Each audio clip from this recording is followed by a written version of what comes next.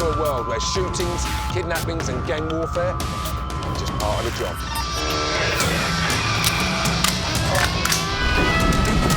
We're going on the journey to meet the real deal. Law enforcers who put their lives on the line every day, patrolling the most dangerous beats on the planet. So buckle up, because we're about to roll with the world's toughest cops.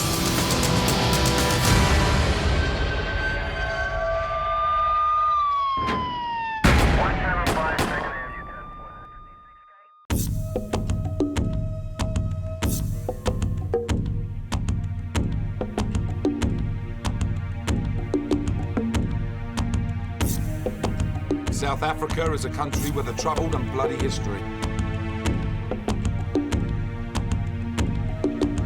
For 43 years, it was a nation divided by the rules of apartheid, where the black population was stripped of their citizenship and denied their basic human rights. With it came oppression and violence.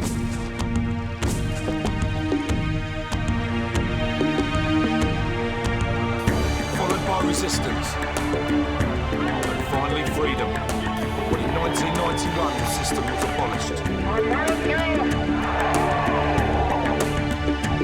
But the suffering has not ended for South Africa's new Rainbow Nation. Each day, more than 300 murders and violent attacks take place here. And it holds the dubious distinction of being the #1 country in the world for assaults, rapes and murders with firearms. In the city of Durban, the officers of the South African Police Service are the thin blue line facing a crime epidemic. Put a gun down! Put a gun down! Put that fucking gun down, police! If you make a mistake, cross your mouth.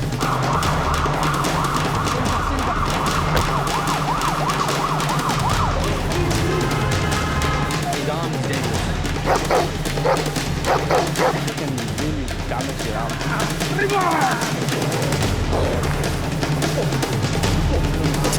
Happens probably every day,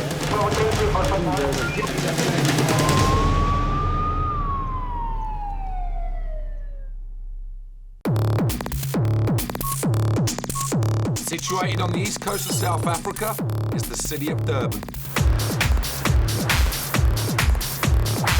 The busiest port in the continent, it has a population of nearly 3.5 million people.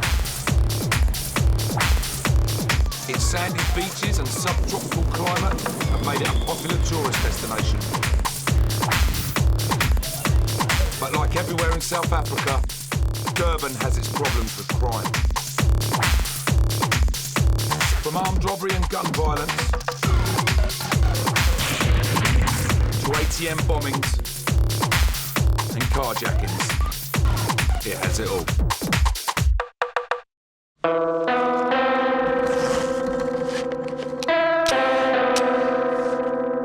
Inspector Andre Stein is part of the flying squad, a mobile unit that deals with anything and everything that Durban's criminals have to offer.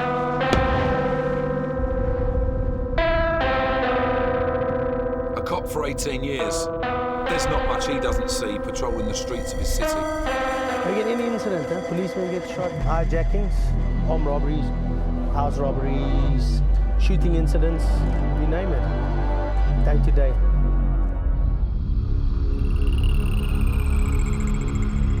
This was my passion to become a policeman, all of us. I grew up in a military family. Shot my first gun when I was 5, 6 years old. That's how I grew up. Now it's in me. One of Durban's most common crimes is carjacking. In the KwaZulu-Natal district, of which Durban is the capital, more than 70 cars are hijacked every week.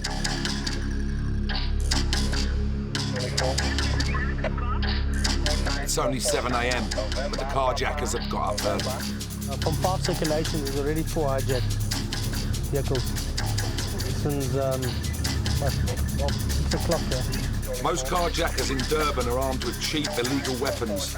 They include handguns and even AK-47s. You never know, in the morning, like John and myself had children, when you close the door, you never know, hey, you're going to see them again. That's the problem. All the situations, we at 10. You think about your family. What car was that? The blue Corolla. Andre has spotted a speeding vehicle. He thinks it has been hijacked. Same one, huh?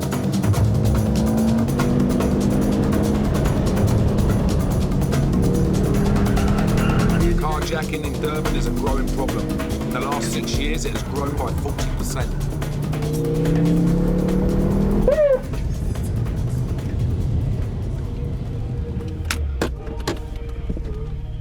Andre and his partner draw their weapons to question the driver and the passenger. Baba, paga me sana puma moto, baba. Paga me sana. Turn around. Open your hand. Why are you driving so fast? Put your hands in the air. Turn that way. Turn that way. You late, eh?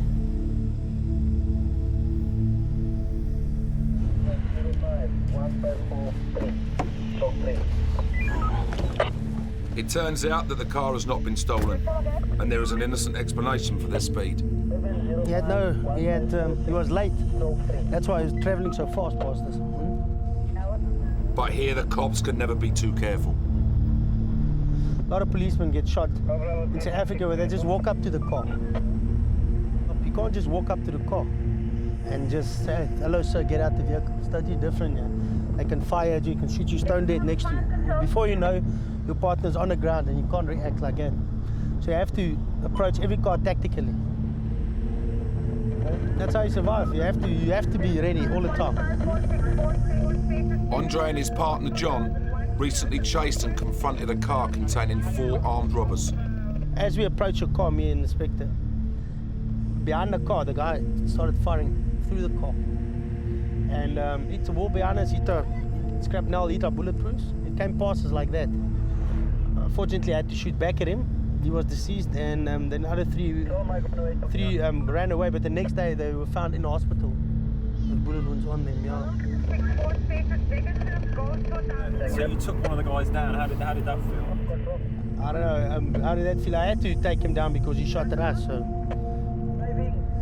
it feels the same way as how they feel to take us down. They're happy about it. If he wants to shoot at the police, he can be our guest. If we shoot back and kill him, it's sad, but what can you do?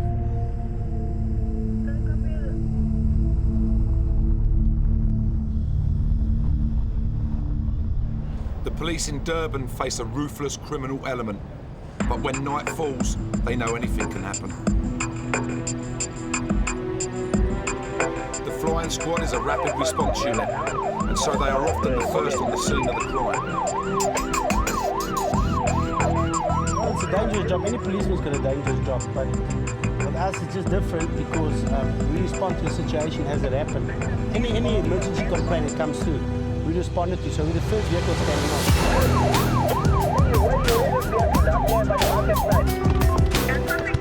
Why are you assaulting the police? You get fucked up, alright?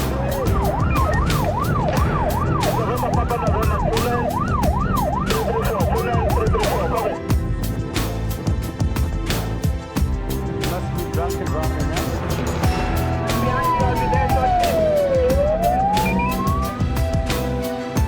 There was a hijacking and I took the car and then someone tried to chase it and crashed and I just started firing to people on the road. And I think shot 2 people shot there.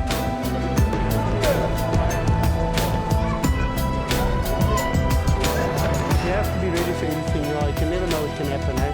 It can spark and then you have to be ready for it.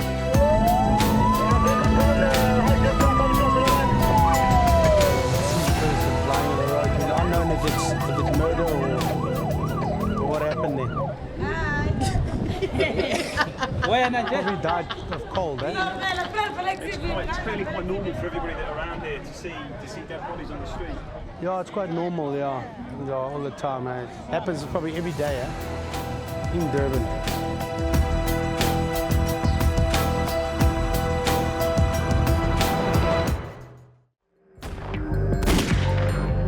In South Africa, there are 50 murders every day.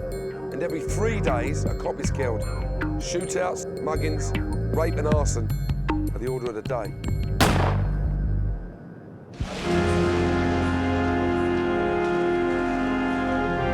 South Africa has a population of around 47 million people.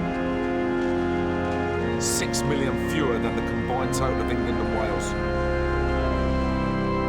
Yet in the same year that those two countries witnessed 757 murders, South Africa saw 18,487.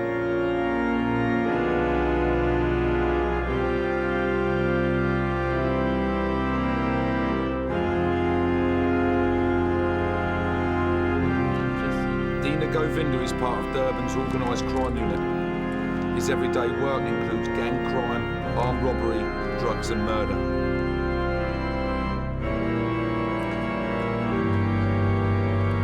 Confronting Durban's criminal underbelly is an everyday task for one of South Africa's busiest cops. Any different type of crime is a challenge to me. Serial killings, murders, drive-by shootings. But crime also represents danger.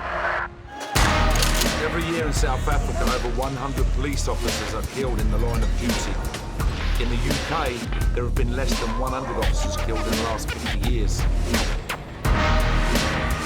My mum, she's 61 years old and she's extremely worried and stuff when I go to work. My wife, she's also concerned, but I'm the police officer and she understands. I used to work with her before and you know, she works with me, she understands the type of job that I do. Today, the job is about drug dealing.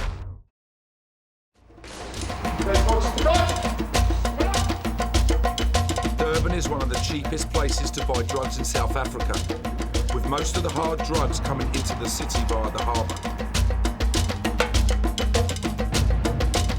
Around 1.5 million containers pass through every year. And last year, almost £100 million worth of drugs were seized. Dina's unit are after a suspected drug dealer. I've got a video footage of exactly what this guy looked at, but the problem is that every hour he's changing his clothing. At the moment, he's posing as a car guard. So I think in the next few minutes, he's going to change his identity. They believe he is supplying crack cocaine, ecstasy and marijuana. One of Dina's colleagues will pose as a buyer. You have 50 rand to buy either crack cocaine, Dhaka or ecstasy. I need every single pair of eyes that's available to actually do the major takedown. Right, we're ready.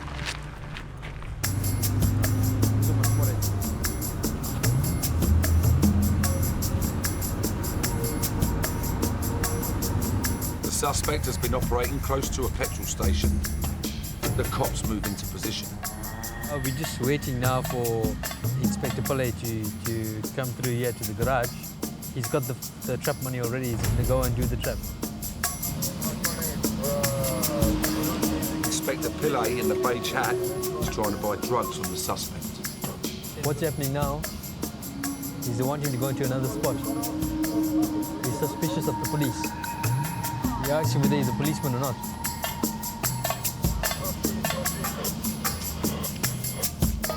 He's going across the road towards the under the tree. Is he coming back? I'll grab him. The other guy. What about the other guy? The exchange is taking place in the undercover cop's car. As soon as the dealer hands over the drugs, Dina and his partner will move in. Grab him.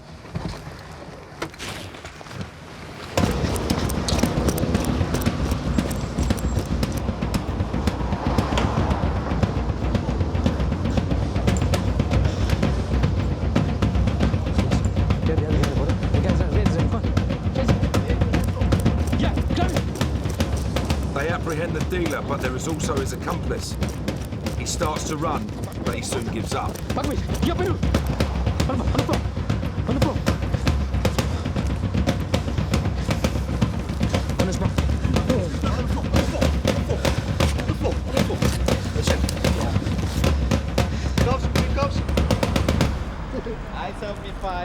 parcels. Is this 5 parcels? 5 parcels. This he threw when you came. 2, 3, 4, 5. Did he serve you this 5 here and he threw this 2 here?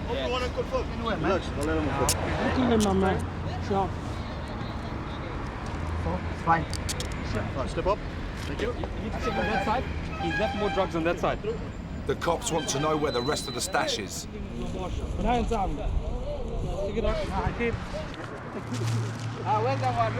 And there's more here.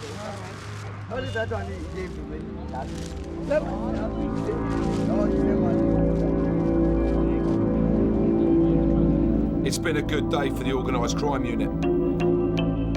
They've busted a drugs operation, and the 2 suspects face a stiff prison sentence.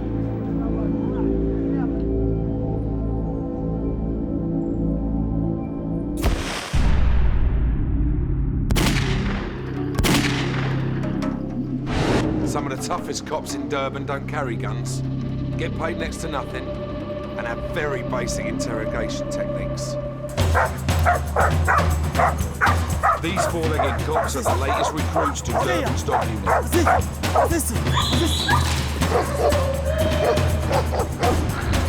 Weighing in at around 60 pounds, these Belgian Shepherds are lean, very mean, fighting machines.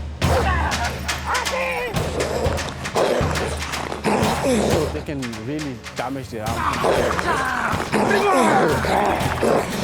Especially if the criminal is resisting, like he's fighting back with the dog. The dog can even break his arm, so I wouldn't want to be in his shoes. Sayabonga Saleh and his dog Paco are 1 month into a 4-month training course. He's a very fast dog, and he bites very nicely. When he bites, he must bite and hold it and stay there until I tell him, giving him a command, loss, and then he release. Loss! Loss! Loss! Today's training is about pursuit of a suspect. The trainer, who's playing the role of a suspect, teases the dogs. Then he hides and they have to track him down.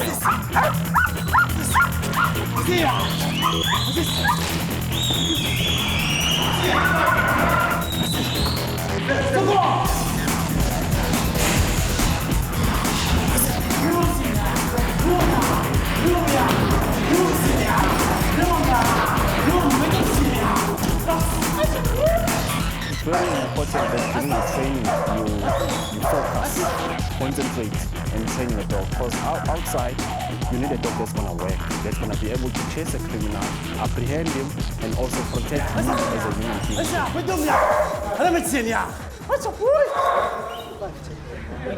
As well as learning to be Paco's handler, Sayabonga has to play the role of suspect in the training of one of the other types of dogs used in Durban, a Rottweiler. It's a very big dog, so it might take me down. That's a scary part of it. But anyway, I'm wearing protective clothing. It won't bite through. But he's not taking any chances. Police, come here, release me up.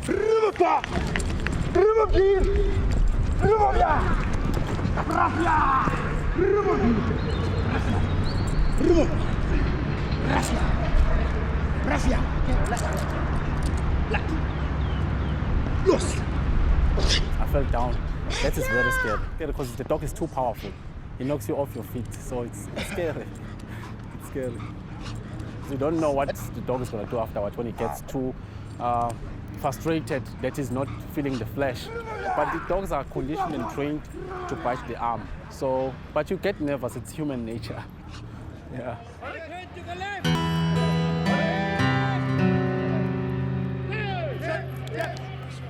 That dog is like a brother to me. It's like a partner that I never had. You must consider the dog safe as well, and you're safe, because it's not nice to lose a dog. You lose a partner. That dog is more than a human when it comes to partner. He will take a bullet from you.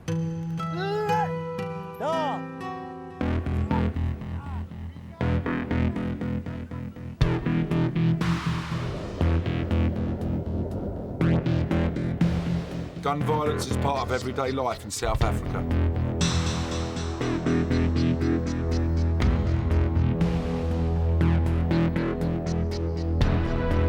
In the UK, there are nearly 60 murders involving a firearm each year.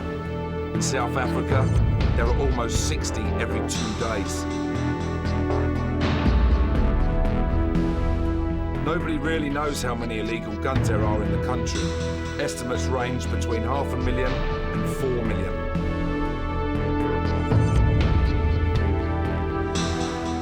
Recovering illegal weapons is a massive task for the South African police. And tonight, Inspector Andre Stein and his colleagues in the Durban Flying Squad are on the hunt for guns. They have intelligence that some security guards at a nightclub are carrying unlicensed firearms. They're going to raid the club and they're on their way to the briefing.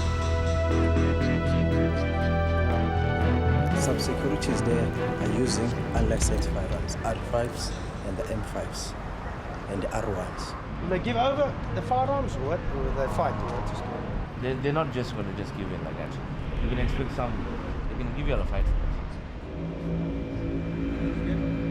Maybe peaceful, not peaceful. Well, it's depending on how quick we hit them and how surprised we are. As the flying squad heads towards the nightclub, the officers still don't know who is involved or what else they might uncover. Many of South Africa's illegal firearms are stolen, and some come across the border from bordering African countries, including Mozambique and Zimbabwe. In a country where you can buy an AK-47 for as little as $100, the dangers of easily available weapons are clear. They're involved in taxi warfare, cash and transit. You never know what they use these firearms for. That's why we arrest them with the firearms. The firearms go for ballistics, and the ballistic can link them in other cases. Is it quite dangerous? Yeah, no, it will be dangerous. They've got high-powered weapons, and anything can happen there. They can maybe just hand him over, or they might try to fight, and then we'll see. Unfortunately, with this job, you can't start in making mistakes because you could die tomorrow. It's not like a normal job. If you make a mistake, it costs you your life. Put that thing off here. Go, go, go, go, go.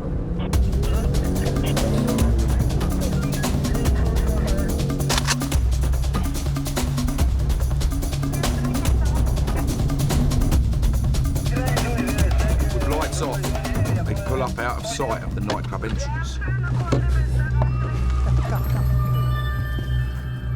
Okay, ready? Stay behind each other.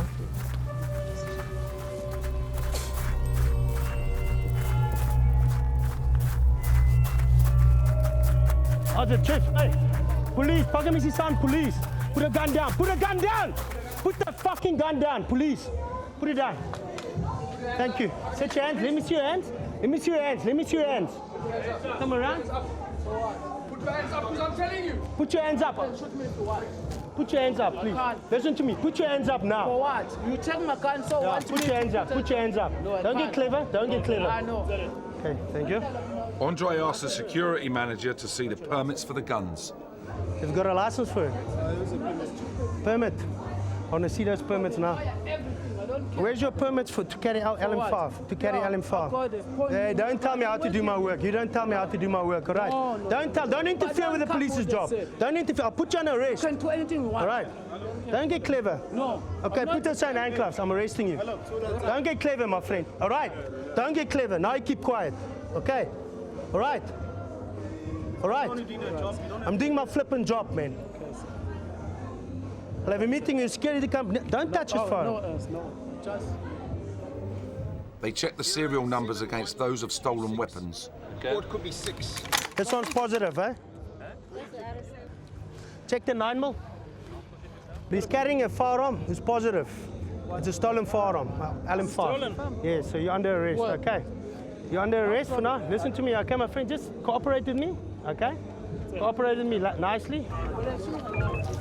Despite being in possession of a stolen firearm, the man is not ready to come quietly. how it works, You right? can't put me there. Yes, I can. You're under arrest for unlicensed firearm. Yeah, you can take me to the No. Listen to me. Listen to me. For what? Listen to me. That firearm is a stolen firearm. All right.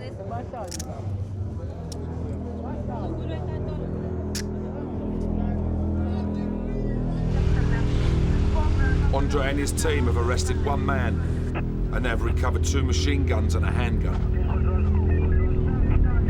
Now we've covered 2 LM5 automatic weapons with 30 round magazines in it.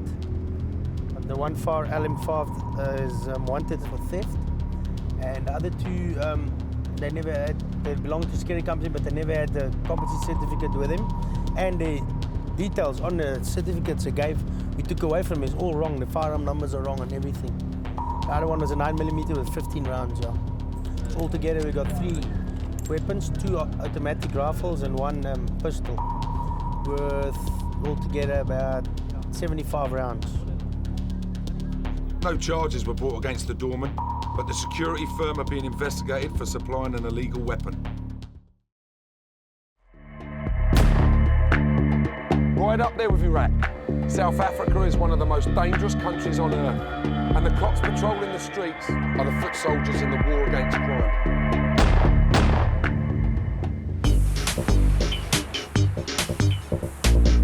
As in many parts of the world, the use of CCTV in South Africa has helped the cops in their fight against crime.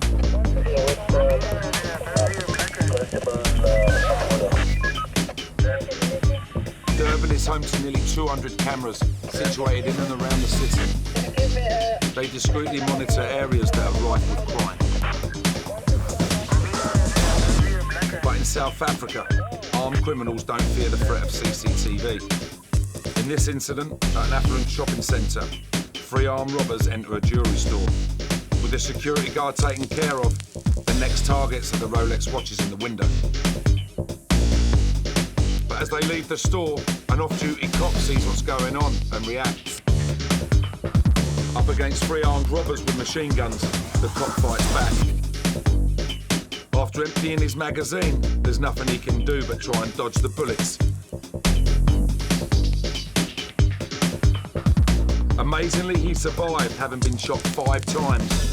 And 2 weeks later, the robbers were arrested and sentenced to life imprisonment.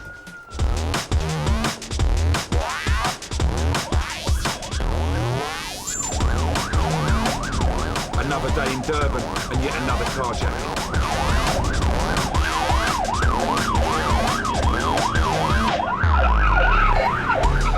Vinnie of the organised crime unit is chasing a couple of armed suspects who have held up and stolen a car.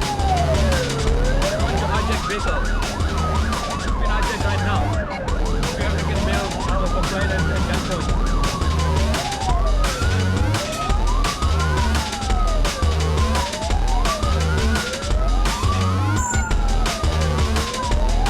Very dangerous suspect to get up there.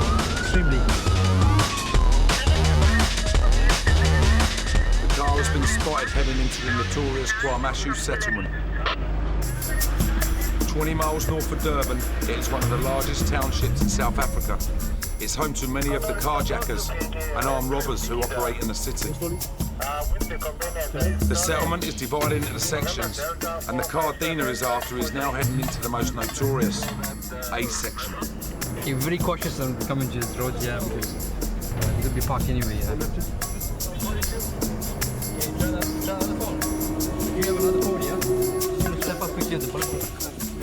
Before heading in, Dina and his partner, R1, who cannot be identified, get ready for what they might face. There's a strong chance they will be fired upon. So these guys are quite clearly not afraid of shooting at cops. Not afraid. They shot at the police already.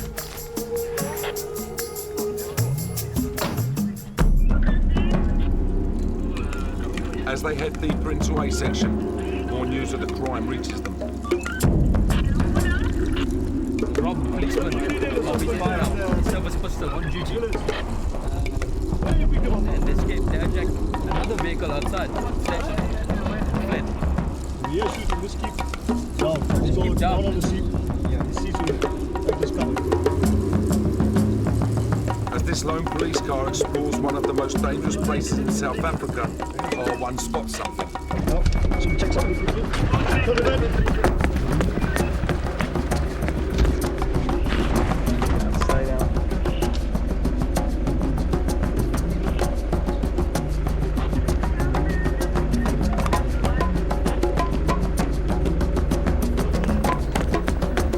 Pick it up.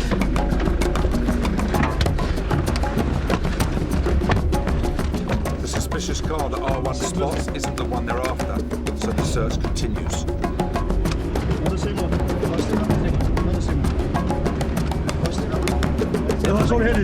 Then just around the corner, they see the one they're after.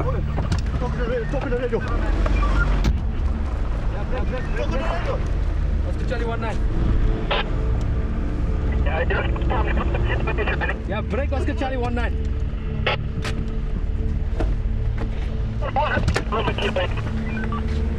Yeah, control Oscar Charlie 19. Confirm registration.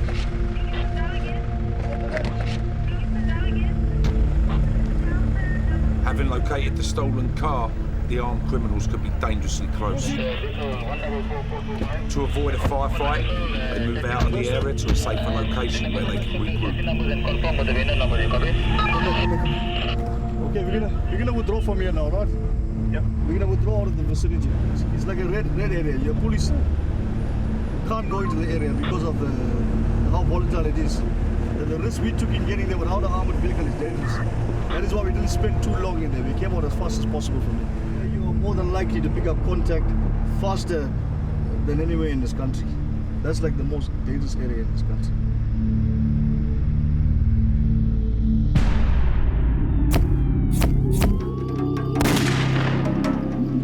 Not all crime involves violence against persons. As in the rest of the world, cash machines are a target for criminals in South Africa.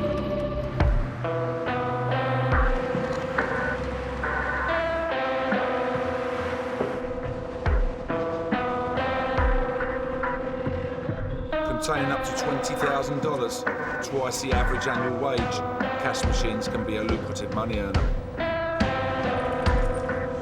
But subtle methods of stealing data and filming PIN number entry have been rejected in favour of a less sophisticated approach.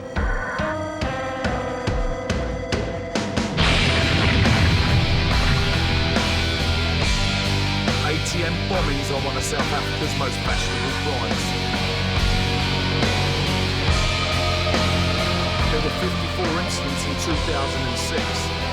The following year, the figure had risen to 387.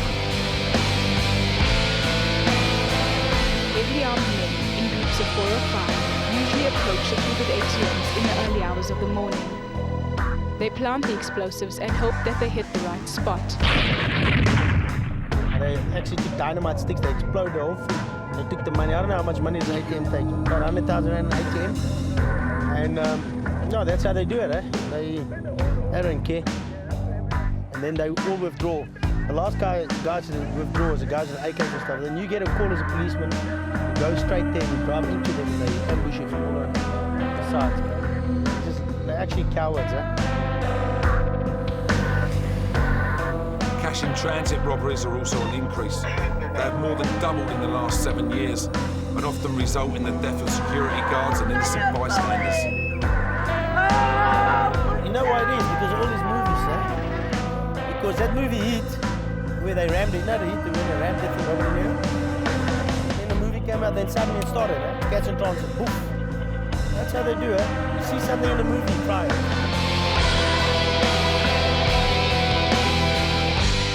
Traditional kind of raids are still thriving in South Africa, with robberies of businesses up 50% in 1 year.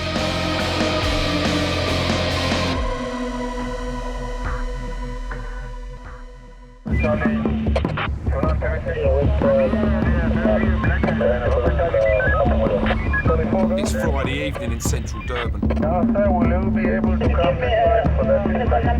Detective Dina Govender of the Organised Crime Unit knows it will be a busy night for the cops.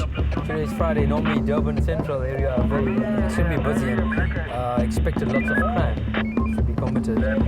As some guys will be under the influence of alcohol committing crime. crimes, from petty crimes to serious crimes.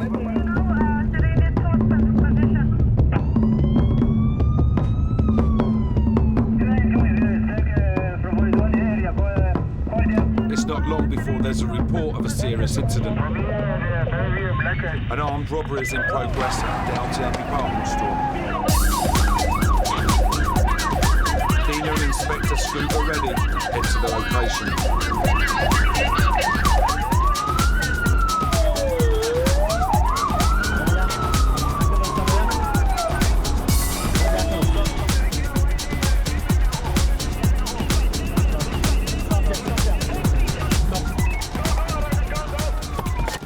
They are looking for 4 suspects, 2 of whom are armed.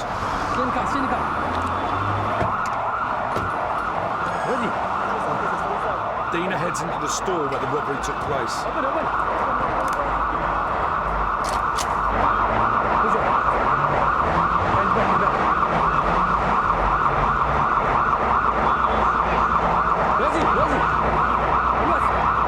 But the suspects have already fled to a different store.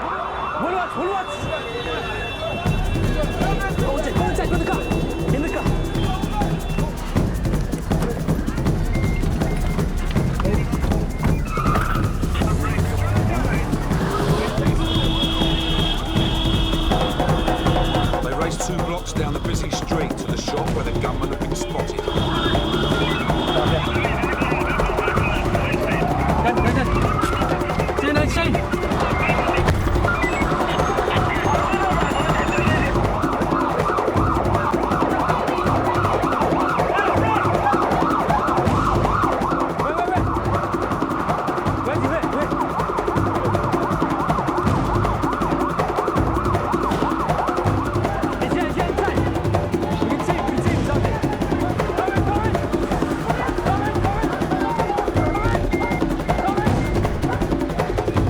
One of the suspects is apprehended.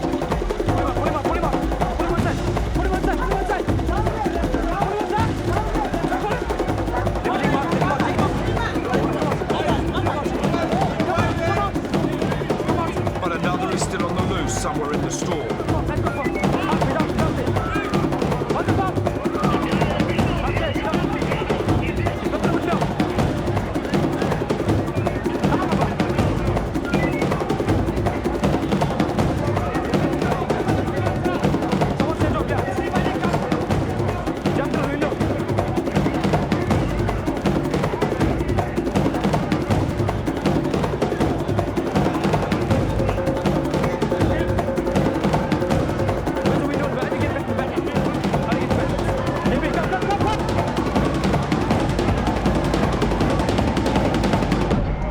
What's happening here is there's 2 suspects arrested so far. One of the firearm, the full-arm robbery. They ran initially into Ackermans, and now they've gone into Woolworths. They jumped onto the ceiling, and one guy's still on at large. Okay. Yeah, he's armed, he's dangerous. Are you going to go get him? Yes, we're going to get him. The cops cover all the exits of the store.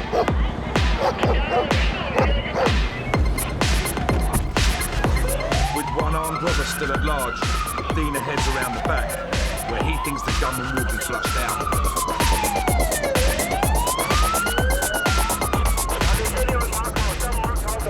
We're just trying to see exactly where they're going to come out from.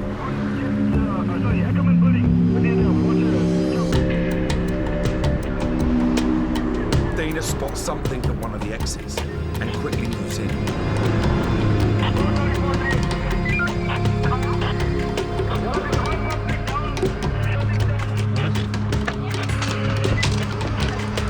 Which way to the guy, Alex?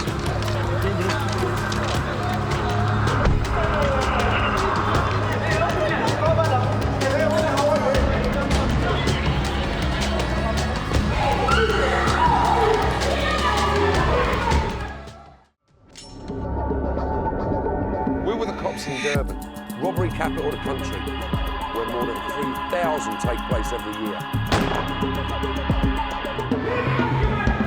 A gunman is on the loose in a central Durban shopping centre.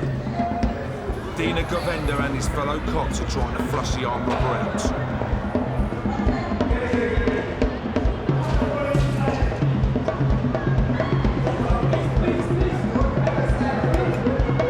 It's too dangerous for the crew to get any closer.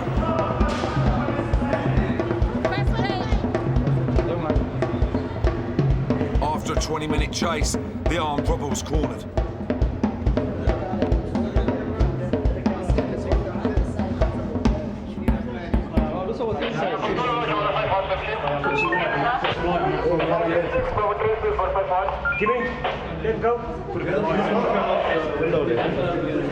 The guy shot himself. Policeman injured, he fell from the second floor.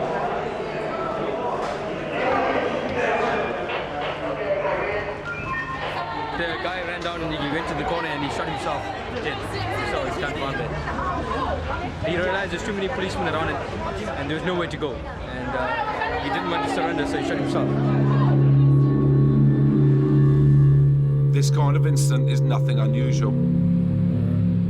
An armed robbery in a busy part of town, which ended up with one man dead. Here, it's hardly even news.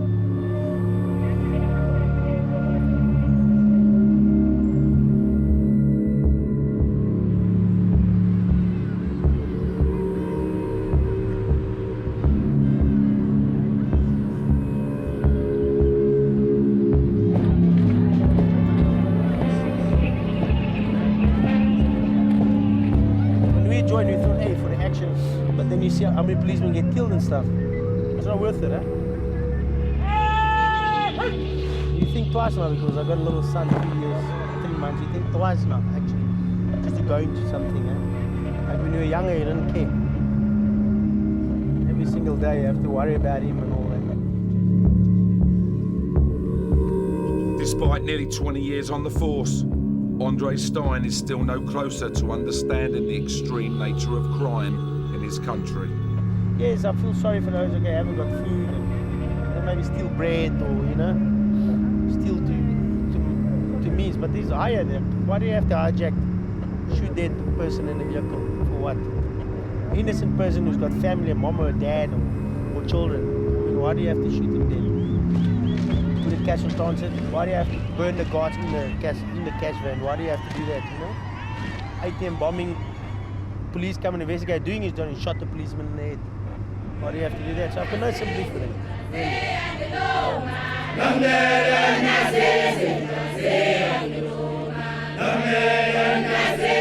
If you get in a gunshot, I'll rather fight my way out of it. As long as 6, 7 are dead, I'll be happy. Because that's the way they want to be, and that's the way they don't care. They don't give a hell. So then we don't care. It's not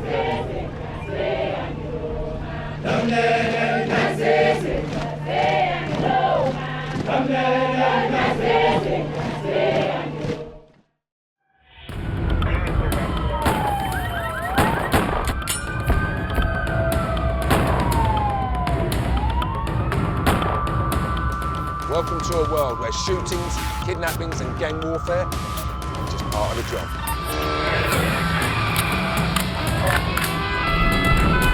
We're going on the journey to meet the real deal. Law enforcers who put their lives on the line every day, patrolling the most dangerous beats on the planet. So buckle up, because we're about to roll with the world's toughest cops.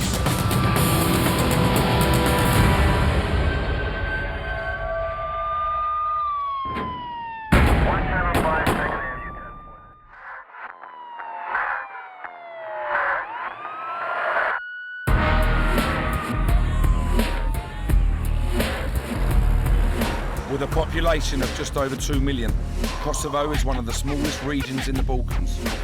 But with the United Nations estimating that 70% of households own at least one gun, violence and mayhem have turned parts of Kosovo into war zones.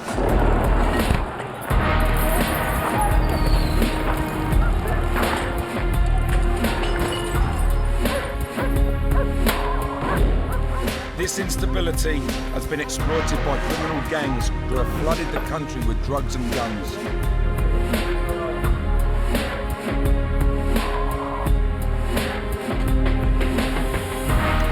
And battling to control the chaos is one of the world's newest police forces. Iemand dat er gewoon komen.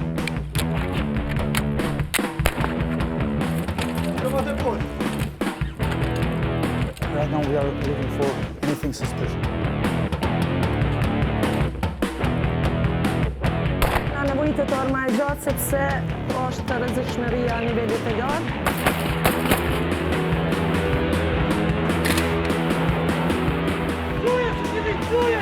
This is just normal daily policing for this region.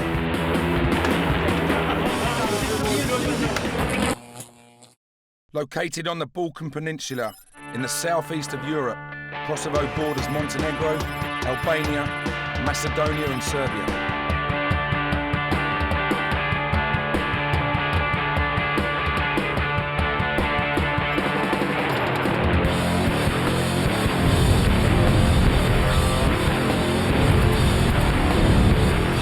After the Balkan War tore through the region at the end of the 1990s, the criminal underworld moved in.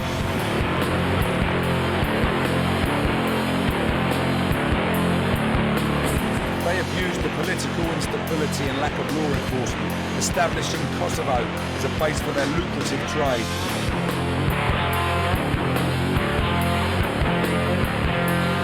Its porous borders and key position in the smuggling route from Afghanistan to the west means Kosovo now sees an estimated 40% of the world's heroin traffic through its streets. Kosovo is also one of the most disputed territories in the world, with the Kosovo Albanians and the Kosovo Serbs fighting for control of the region, making it one of the world's most difficult places to police.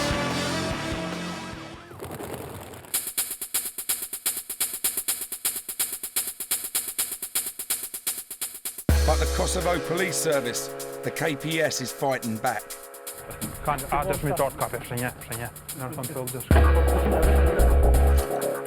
They've set up a specialist unit to combat the increasingly influential underworld. Major Hadji Kriznicki is the Deputy Chief of the Department Against Organised Crime. He's on the front line in the fight against Kosovo's gangs. Fighting organized crime is something special because we know that we are doing this job to serve our people, to have Kosovo without narcotics. This is high motivation.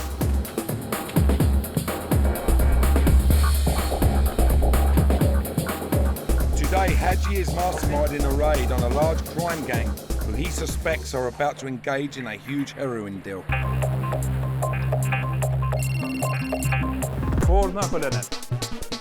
Bastisia grupe t'i kem done, planin operative kom në shudje, janë gjithçka të aranxuar për pas se rëse ullën jem të rëse uja unë drejtim, por më rejnë atje do t'him më njëherë. Do t'him sa ma parë që mës në dolin sen. Po.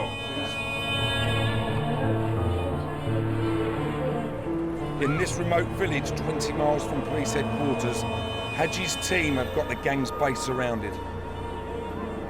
He's able to call on elite officers from across the KPS, guys who are trained to deal with the most dangerous criminals.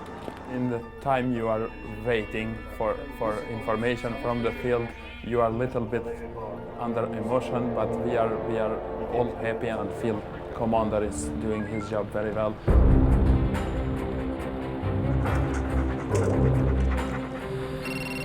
He sets off to rendezvous with his unit, who are ready and waiting to make the bust.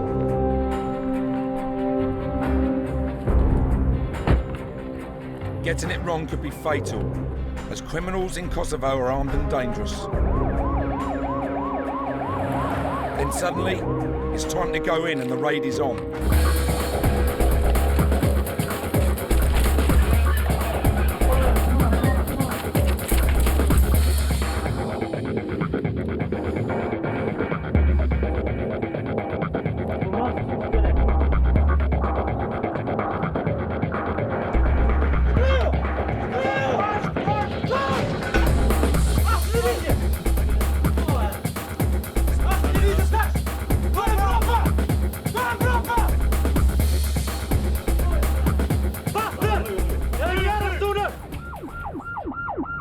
The team let Hadji know they've got one of the suspects.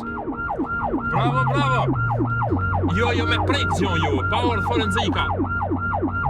They was planning to exchange the drugs with the money, and we just hit in this moment. As well as finding one of the suspects, they've also seized a huge quantity of heroin. They found more than 10 kilos.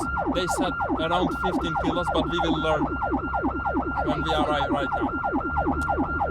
This group is mixed, combined by Turkish citizens from Turkey and Kosovars. We are suspect that the drugs arrived from Turkey. They brought some materials to mix the drugs to make it more than it was. This is a significant bust for Haji's team. They've seized a huge amount of drugs and arrested 2 suspected members of a drug smuggling gang.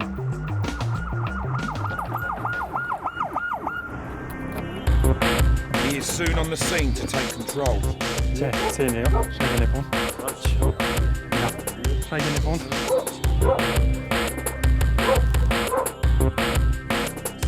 All drugs is here, but the investigators are doing a search in this house. More drugs? Or more drugs and weapons. But it seems that the day's work is not quite over. We're with the cops in Kosovo, whose job it is to police a region riddled with ethnic tension, and where organised crime is rife. The Kosovo Police Service have just struck gold. They've busted an international crime gang and seized heroin with a street value of almost $1.5 million.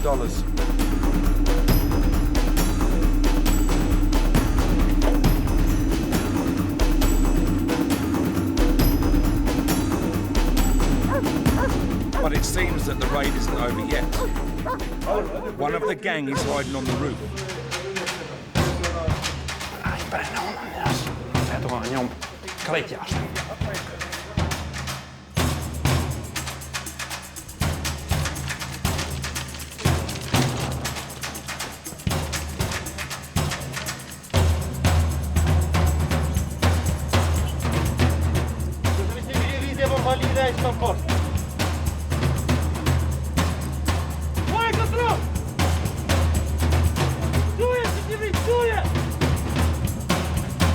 They get hold of him and pull him down from the roof.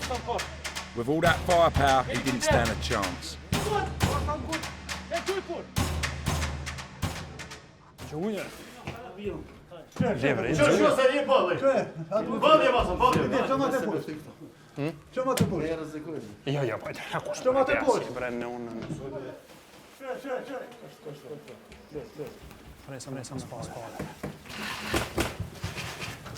Sitten ne niillä oma pussi tunne tamoren hetustak.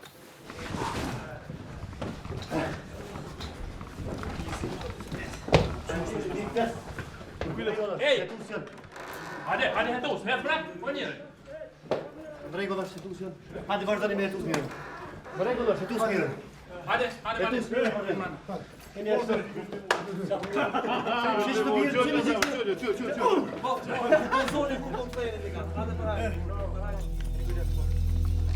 The gang members could be looking at up to 10 years. A huge success in the KPS's fight against organised crime. They're gonna be rogues.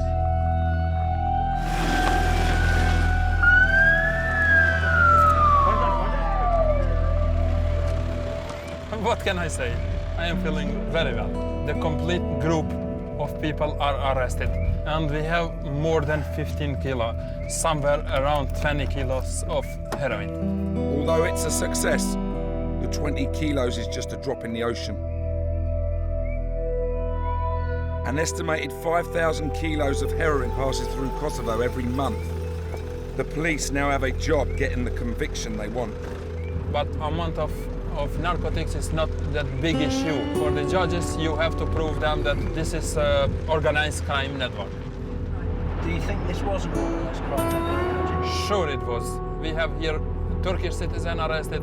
We have people who sell the narcotics. We have people who buy the narcotics. Haji and his boys head back to the station for a few well-earned beers.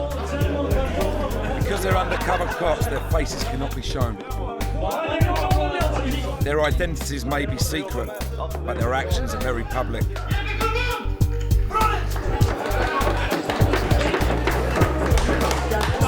And some very important people are very happy. Edhe ministrin këtë rast flet edhe në emër të qeverisë të Kosovës. Dhe për cilët tek të gjithë ata të cilët kontribuan në realizimin e këtij operacioni shumë të suksesshëm. Domethënë, është kjo bortje prej ministrit.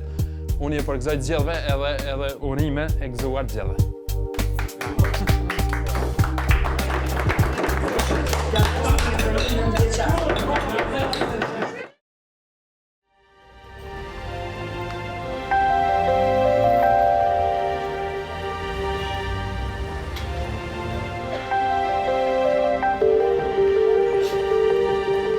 Created in 1999, the Kosovo Police Service is one of the youngest in the world. Yet they're faced with problems that would test even the most experienced force.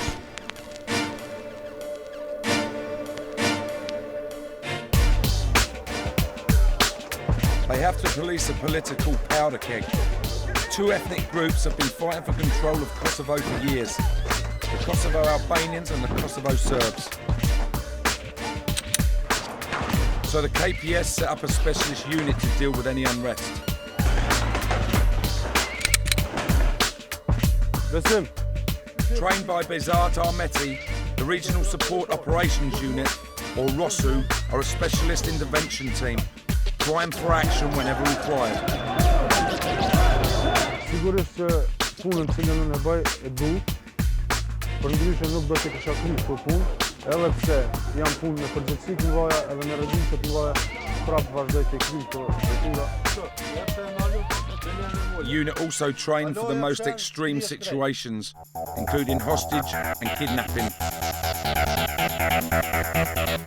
Trajnimet çdo lloj lëmie rreth policisë, trajnimet i ndihmojnë aty më gjinë ma lehtë në situata reale. But their first responsibility is to the people. Detyra e secilit policë është të mbrojtë jetrat e qytetarëve. Edhe ka ndodhur në shumë raste të ofrojnë një shërbim një qytetarit, për t'ia pësuar jetën një qytetarit të shtatë, edhe ka ndodhur se policia ka dhënë. 10 officers have met violent deaths in the KPS since it was established at the turn of the millennium. Cops here are 50 times more likely to be killed violently than in the UK. The next assignment for Bezat and his team will be one of their toughest ever. In a couple of days, they'll be policing a political protest. And the last time they were involved in a similar operation, it was mayhem. On February 10th, 2007, in the capital city Pristina, what should have been a peaceful demonstration descended into chaos. A group of Kosovo Albanians tried to storm government buildings in protest against the UN's presence in Kosovo.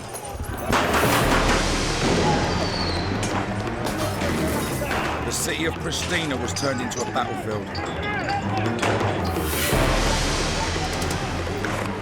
78 people, including 8 police officers, were injured, and 2 protesters left dead.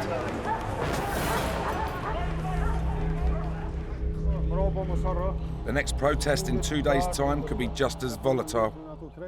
Në mënyrë të detyruar me u trajnu për situata të tilla, edhe me qenë gjithmonë të gatshëm për aksione të tilla. Me qenë gjithmonë përgatitur fizikisht, taktikisht edhe psikikisht për aksione të tilla. Bezat needs to ensure that his unit are ready for what lies ahead. This could be one of the most dangerous days of their short careers.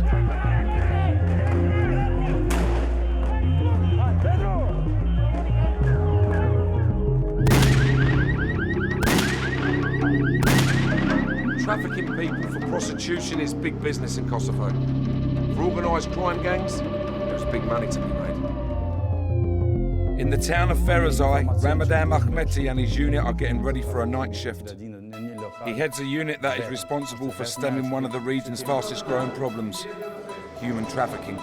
Hey, kalzëm të mua, pronarin do të më mshirë gjithçysh. Shihim në vesë, do të më mshirë, dhe po mirë rast do të më sa aty ty, nëse del dikush ekstra, del. S'del. Tani, ç'është po? Super. Ç'është? Kosovo is seen as an easy target. It has over 700 miles of porous border and strong criminal links to the Eastern European countries where the victims are often trafficked from. There's an estimated 25,000 women trafficked through the Balkans every year.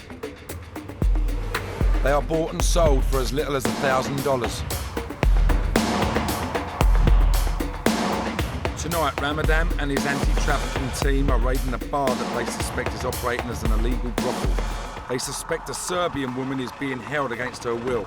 We are suspicious that she's a victim of trafficking, which is used for prostitution. I'm feeling good because I know that in the end I will save the life of someone that really needs to be saved. The raid can only begin once Ramadan receives a coded message from 2 undercover officers who are posing as customers inside the bar.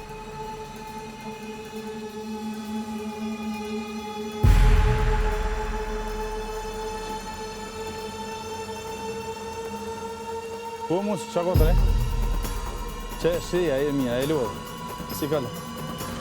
Nera torri. Faleminderit shumë. The woman is there. It's time to go.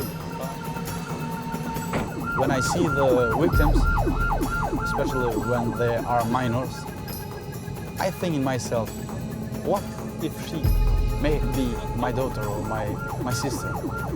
We have to fight against the criminals and to save good people. But raids like this carry a big risk for the cops. This is a dangerous job also, because you are dealing with the criminals.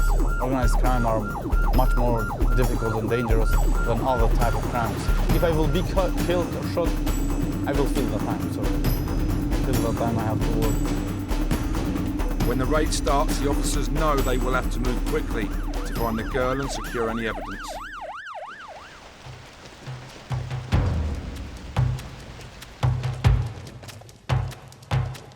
This establishment is trading perfectly legally as a bar downstairs, but upstairs they suspect it's operating as an illegal brothel.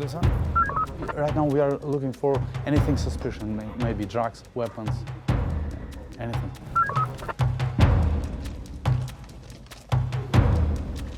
Okay.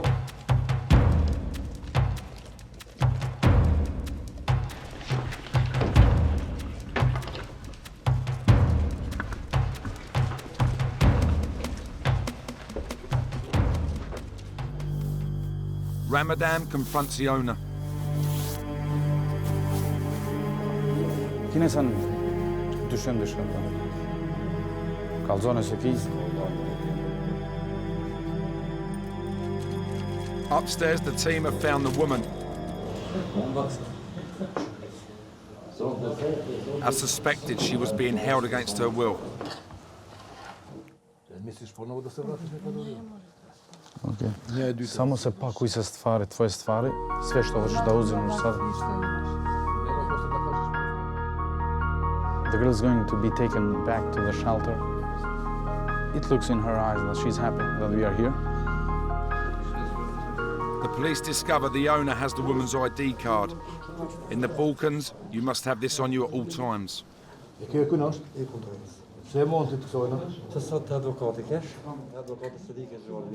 But the police suspect that he was keeping it to stop her escaping.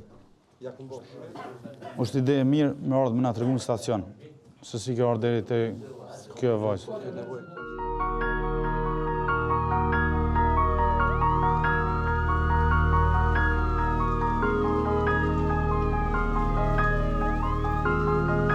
The fact that the woman is from Serbia, historically a country that Kosovo Albanians have been at war with, doesn't matter to Ramadan.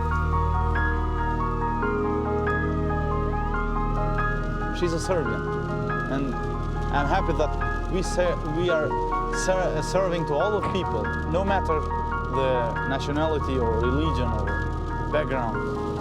I'm happy to fight this crime, just because to have a better future for our people, our daughters and our sons.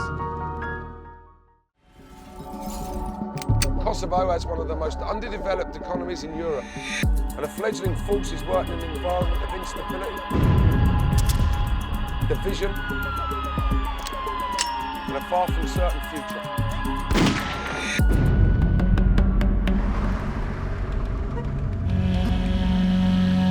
With its long history of upheaval, Kosovo is one of the most volatile territories in the world.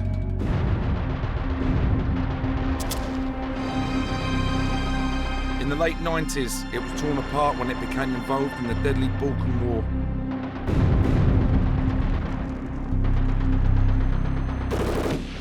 As Serbs and Kosovo Albanians fought a violent battle for control of Kosovo.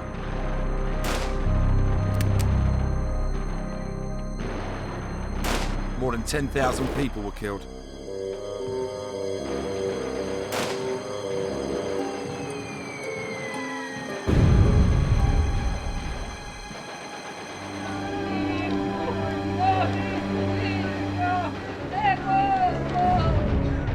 Many of the dead were victims of ethnic cleansing as the Serbs attempted to overpower the Kosovo Albanians.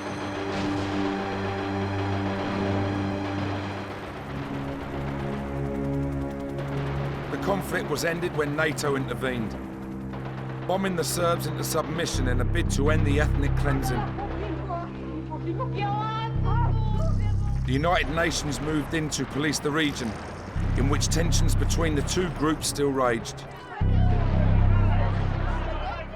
But there is one town in Kosovo where that's a lot easier said than done.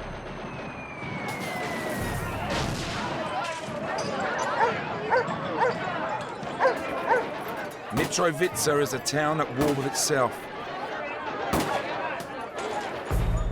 In the south of the city live the Kosovo Albanians, and in the north, the Kosovo Serbs. Both groups still see Mitrovica and Kosovo as their territory.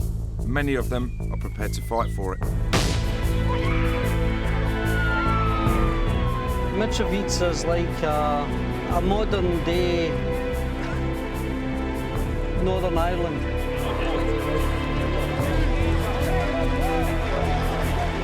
The man charged with keeping the peace in this hotspot is David McLean. Murders are quite common. We had one last week, we've had one today. These are just normal daily policing for this region. As regional commander of the UN police in Mitrovica, David knows the city better than most. There's what we call an imaginary red line, where they both know each other's territory. Mitrovica is split by a river. The river is crossed by a bridge, which is regularly the scene of violent clashes between the police and the warring factions.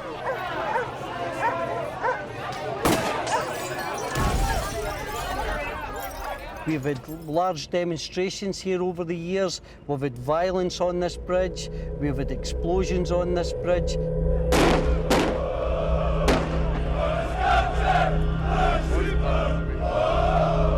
The violence can erupt at any second.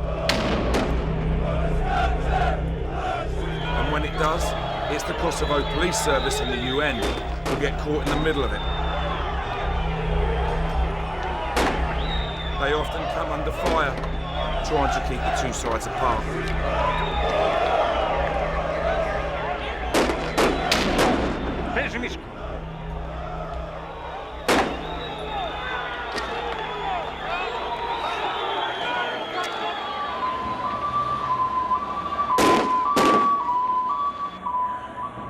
But the danger doesn't faze David. In fact, he relishes it. My job's a hobby to me. Ever since I joined the police way back in 1991, each day I go to it, it's because I love it. He says it's good. Fresh guy. It's a buzz to be in it. Can you imagine doing any other job? No, absolutely not. Well, I'm glad you are here to support the region. That's the main thing. Helps me, makes my job easier when you come here to support me. Yeah. So it does. Okay, see you later on. Bye-bye. Back home, I have a wife and 3 children, and I'm missing out on some of the most important times of their life. Coming up to doing higher education and all that. Sometimes I think to myself, am I selfish being here? Should I be back home with them? But who else is going to come and do this job? Yeah, there'll be somebody else ready to follow in, but I think I put my heart into this job, but I'll also try and put my heart into my family also. David joined the British Ministry of Defence Police in 1991. He volunteered for the UN posting in Kosovo in June 2007. And despite having worked around the globe, he's never seen anything quite like Mitrovica. These are the style of weapons that we come under attack from. This is known as an AK-47. This is the style of bullet that it fires. Very powerful, 7.62. If you go through all the history since '99, I think nearly every household in Kosovo had one of these in them at one time and still have at this present time. There are estimated to be up to 400,000 small arms in Kosovo. So David needs to keep his vital organs protected. See? Protects the bollocks. So if a bullet hit that, you'd be completely... Oh, you'd be in pain, but it wouldn't go through. It wouldn't go through. David is well aware of the importance of good body armour, as he has policed some of the most violent clashes Mitrovica has ever seen.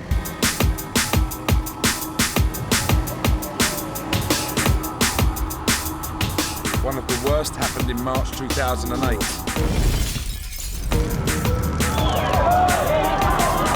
Kosovo had recently declared its independence as an independent state, no longer under UN administration. This provoked a violent response from the Kosovo Serbs, who fervently believe that Kosovo is a province of Serbia.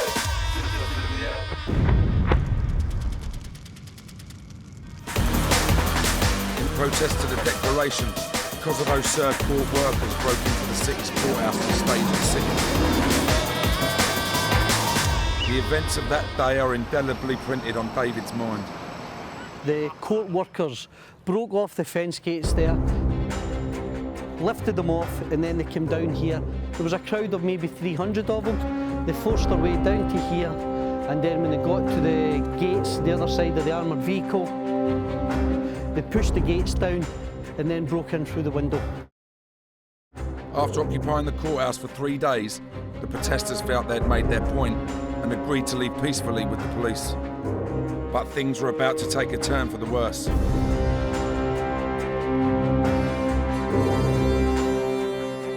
Once they were taken into detention, they were put into prison escort vehicles and they were taken out by the rear gate here.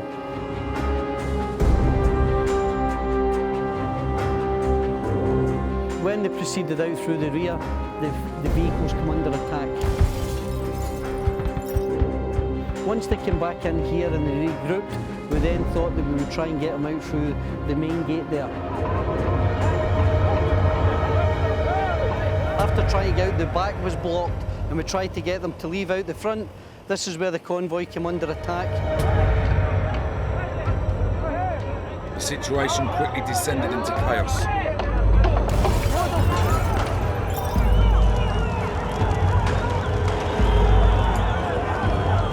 And as you can see from the marks here, one of the UN vehicles was actually burnt in this area. This was a bus that was setting fire.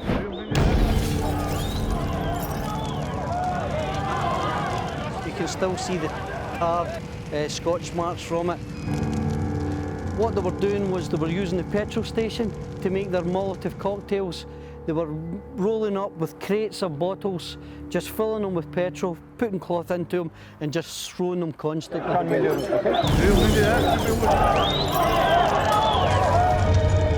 The mob succeeded in freeing the protesters and then attacked with a renewed vigour. Here we come under attack from AK-47s down here, mortars from fire from AK-47s. 3 to 4 hand grenades thrown at the front gate, another 45 are thrown at the back gate. We've got mortar attack coming in above us.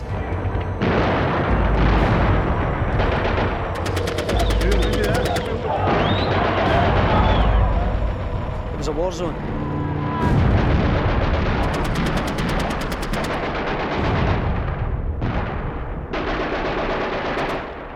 And in the battle, one of David's colleagues paid the ultimate price.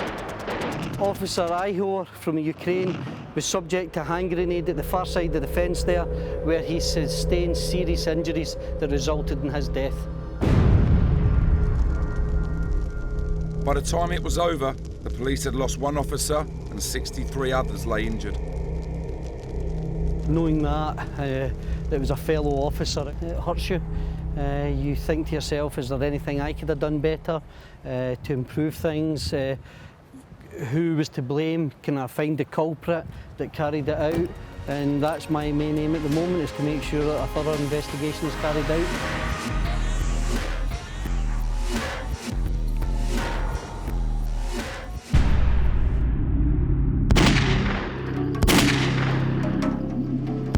Last year of the 20th century, Kosovo was devastated by war. With no established law and order, the Kosovo Police Service was set up to try and bring stability to the region.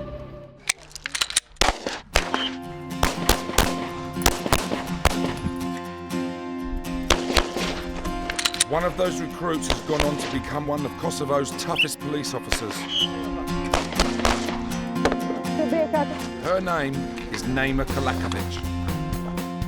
Ndihem krenare, që jam një kamen edhe që e udhëheqim këtë mashkuj, ishtë në një set, edhe po ashtu rezultatet e tyre tregojnë se do thëtë edhe ata krenohen me punën që e bëj për ta. At 27 years old, she has already risen through the ranks and leads a unit of 29 men. Matë mira goditje do thëtë ju këtu, qendra e masës, gjithmonë kërkohet edhe trajnimi jonë është gjithmonë personi dyshim që luhet qendra e masës. Naima's team was set up to tackle the heavily armed criminals who see Kosovo as an easy target. They train hard week in, week out, because they know from bitter experience that any operation could be their last. Kolegu Triumfi do të ka humbë jetën në detyrë.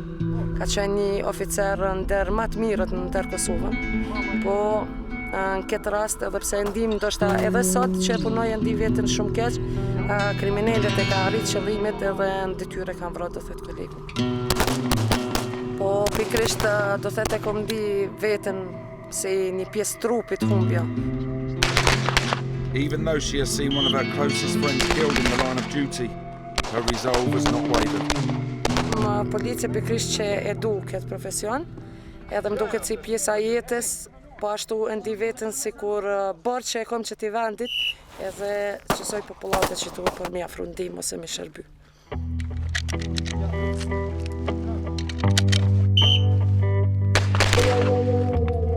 Nel që t'ydi, ma thënë moshtë.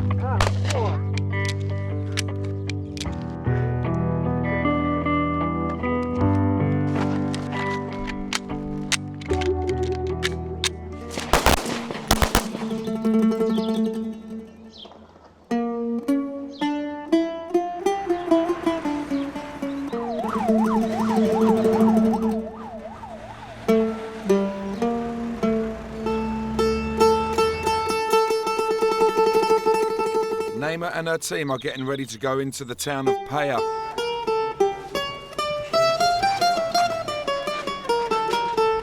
An area of Kosovo known as the Wild West because of its history of gunfights.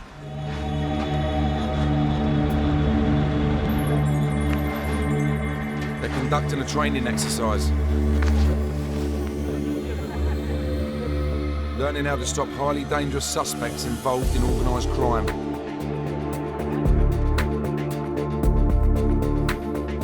It may only be practice, but the lessons learned could save their lives, so they're playing it for real.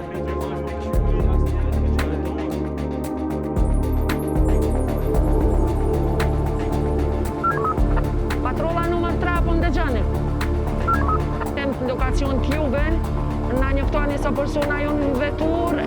Tonight they're learning how to track and apprehend a suspect vehicle. Once they're on the suspect's tail, the chase is on. Po, do thëtë ata veç jonë të informume dhe ta që jena në pritje për informat për i patrollës nëmër 3 më na njoftu, o ka vjen dyshim të ndrejtim tonë dhe apo jo. Naima's unit work as a team, with her car overtaking the suspect at the last minute to box him in.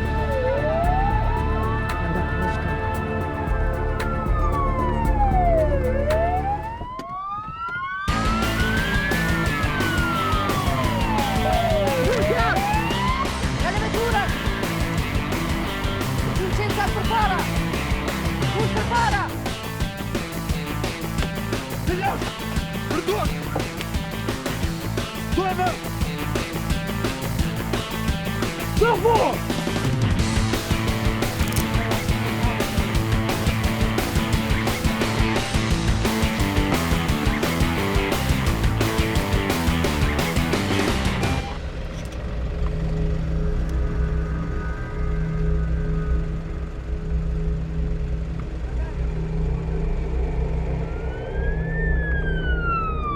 It's finished in little over a minute, but the exercise isn't over.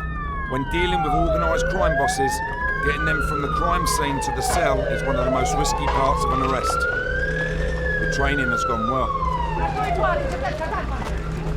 Exercises like tonight's are vital for Neymar's team.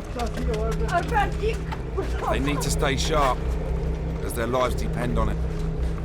Po, do thëtë 99% për i rasteve, do thëtë që e kanë në Kosovë këtu, do thëtë gjithmonë kriminali janë në atë nivelin të rrezikshmërisë shumë të lartë, janë atë pajisur ma special si kur oficerët e tjerë, e kena armet e gjata, cilat I përdorin pikrisht për qatë arsye se We're with the cops in Kosovo, a part of the world at odds with itself. A society racked with division, tension, and ethnic violence.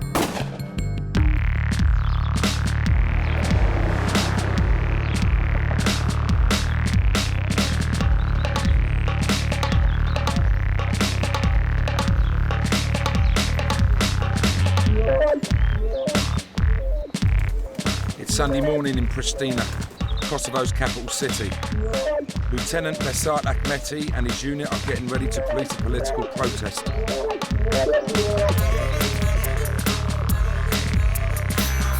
A pak ma shpejt. Jem, tash po nisëm, po jemi në ndërtesë të ujenit, parking.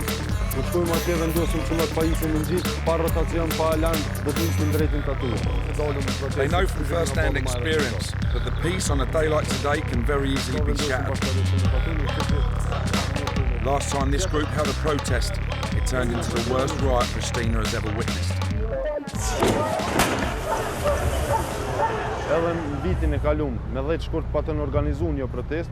Shumë protesta mirë po lenë ceket me 10 shkurt, kur protesta ka qenë më e dhunshme, edhe ka post lëndum nga ona e qytetarëve, pjesëmarrësve në protest, edhe nga ona e policëve. 2 protesters were killed and 70 were injured as the streets of Pristina became battlefields. 8 cops were also wounded. Ndjenja për me qenë një protest dhunshme, ndjenja sigurisht që nuk është e mirë. Në të vërtet nuk është e mirë dhe nuk dëshiroj që kërkush me konë.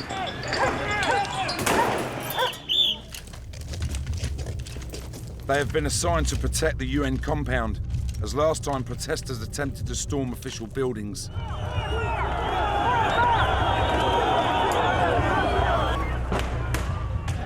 Vet Vendosia, the group who rioted, have again mobilised nearly 1,000 protesters.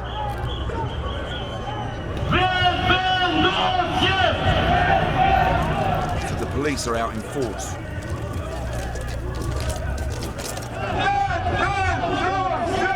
Vet Vendosia are incensed that Kosovo Serbs are being allowed to vote in Serbia's general election, despite the fact that they are nationals of Kosovo, which it now sees as an independent state with no links to Serbia.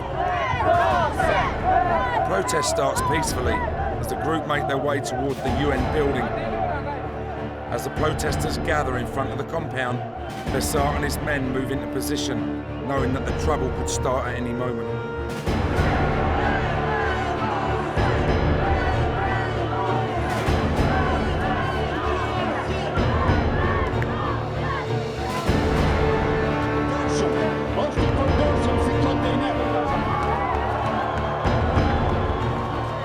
Protesters start bombarding the UN compound with rubbish.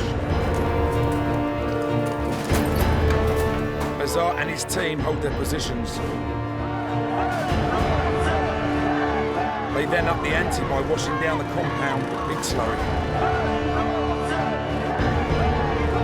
Despite the provocative actions of the crowd, the police remain restrained.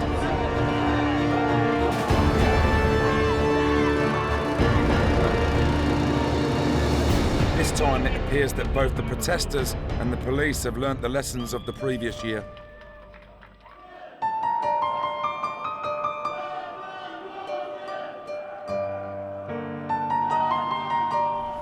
Përderi nuk ka pas asnjë polic edhe asnjë protestues të lëndum, sigurisht se gjithçka ka shkuar në rregull.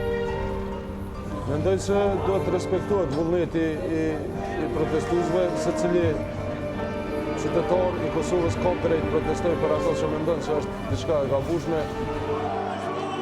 It's this freedom that the people of Kosovo have fought so hard for. Now the officers of the KPS face a new battle against the criminal gangs attempting to overrun their homeland. The standard of policing that you have from them is very, very high. And considering their poor quality of pay and the professionalism they show, I think it's a credit to them. Nuk e kam as dëshirë, prap as vullnet, po as mendja nuk u kam shkon për mend të shoh do të profesionalet. I'm proud doing my work because I'm doing for my home country, for my people, and I'm thinking that the future is going to be better and better than it was in the past.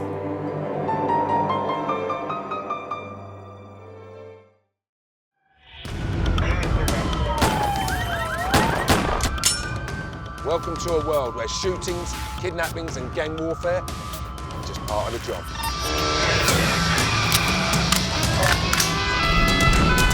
We're going on the journey to meet the real deal. Law enforcers who put their lives on the line every day, patrolling the most dangerous beats on the planet. So buckle up, because we're about to roll with the world's toughest cops.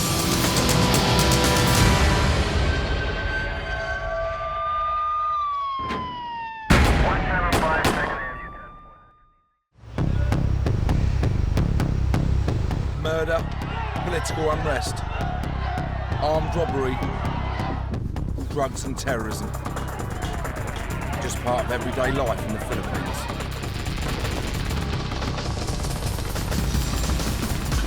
At the heart of this country, made up of 7,000 islands, lies Manila, a teeming metropolis of crime. The police here have a saying: when you become a cop, half of you is already dead.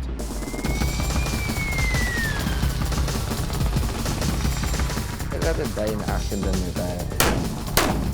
Ayan, takbo, ayan, baba.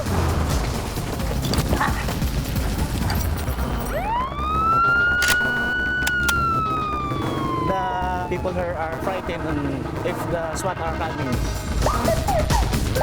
Hey, before, be with you. I could say that I'm a top cop. Oh, let's go. Okay, come on.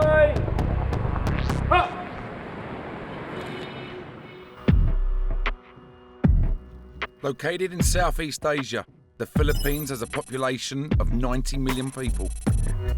1.6 million of them live in the capital city of Manila. A heaving mass of people, commerce, poverty and crime. In the midst of the madness lies Tondo, one of the most densely populated districts in the world, with over 500,000 people living in an area of just over 9 square kilometres. And in the first 5 months of 2008, there have already been 15 murders here.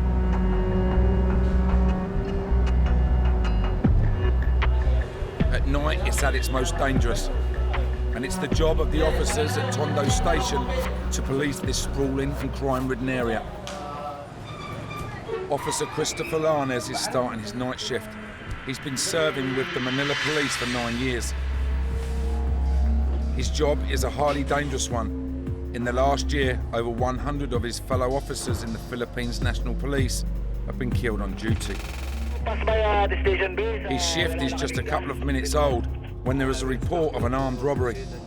We have to go now, okay? Lanes and 2 officers head out to the scene of the crime. We are on the street of Juan Luna, proceeding to the incident.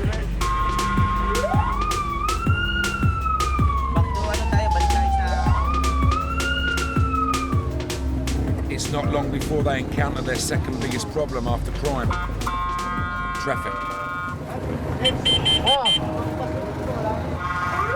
Manila's streets are gridlocked. Back to ano tayo, balik tayo sa parola.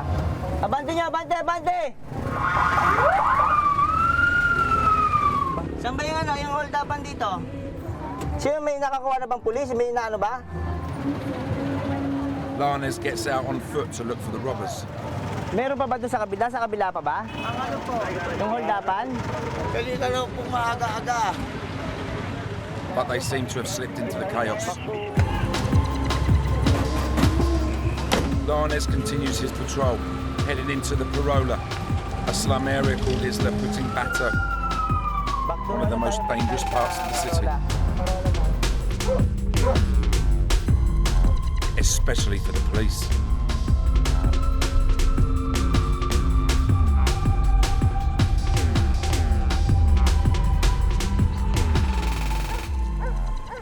Two years ago, Lanes was shot here when in pursuit of an armed robber.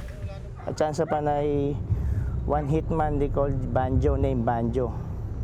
After we have chased them and cornered him, he fired me 3 times and I've been hit here in left leg. I hit here and out with .45 caliber. Lanes' partner saved his life by killing the gunman. My body shot in the stomach. It's not my time. I think it's my good luck. Good luck.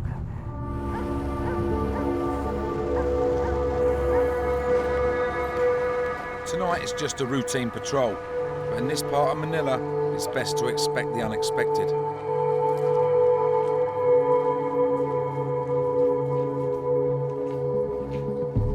This slum housing situated on the edge of the Manila Bay is perched on stilts, surrounded by a sea of sewage.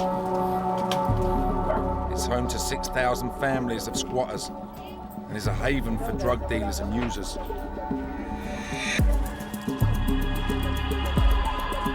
Deep inside, they find a drug den. It's not long been abandoned. This is where the place. Sometimes they use the drug paraphernalia. Whoever was here was able to see the cops coming. There's a mirror. They can see us. So if they were coming, they jump the water. Here, they jump here in the sea, then swim under the houses. They have escaped through what is effectively an open sewer. Not quite a clean getaway.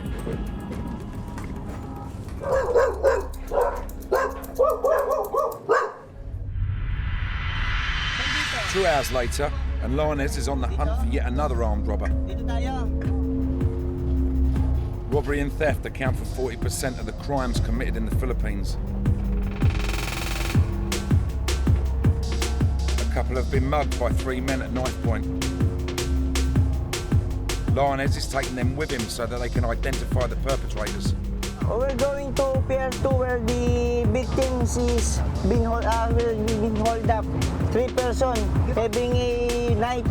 Doon. Ikana mo. Suddenly, he spots 3 suspects who fit the description. Ayan, tatlo. Ayan, baba. The chase is on.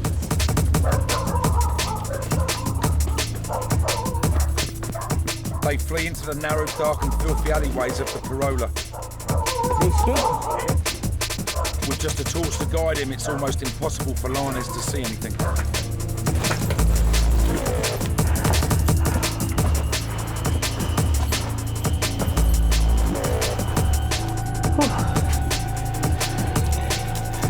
Deep inside the Parola, in the pitch black, Lanes' partner catches up with one of the suspects. Paano mo? May ID ka? Saan ka? The man has no identification on him and will be taken back to the station for questioning.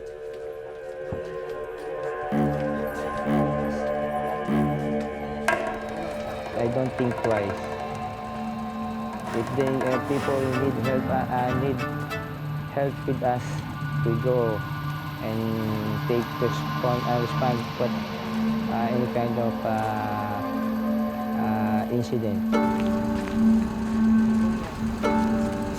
I take risks. It's a part of our job, taking risks to count bad elements, bad criminals. This suspect has come quietly, but when criminals use force, Lioness is prepared to fight fire with fire. I'm happy when these people, bad criminals, been dead here. Very happy to eliminate those bad criminals. Because in Manila, all too often the cops have to make the ultimate sacrifice. We're with the toughest cops in Manila, the capital of the Philippines, where violent crime is spiralling out of control. This vast metropolis is embroiled in a deadly conflict.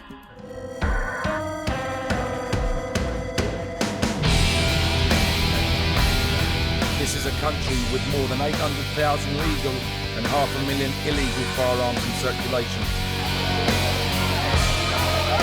Budget handguns can be bought for as little as $15 US. And so it's no surprise that armed robbery is rife. In just 1 month alone, 19 people were killed during robberies. 2 of them were cops.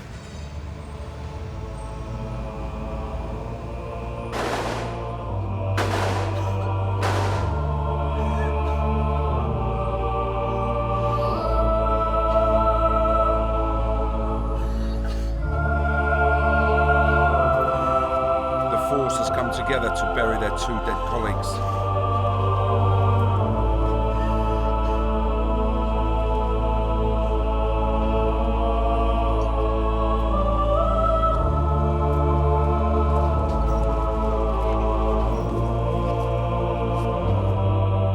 Senior Officer Jose Ishmael Santos and Officer Francisco Neri were gunned down in a shootout with armed robbers.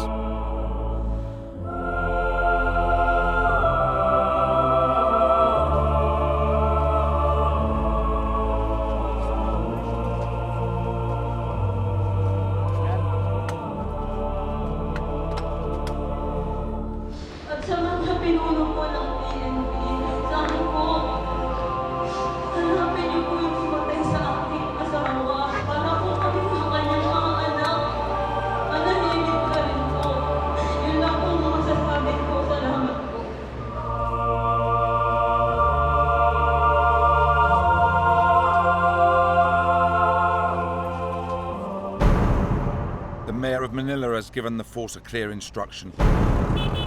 Drop everything and track the killers down.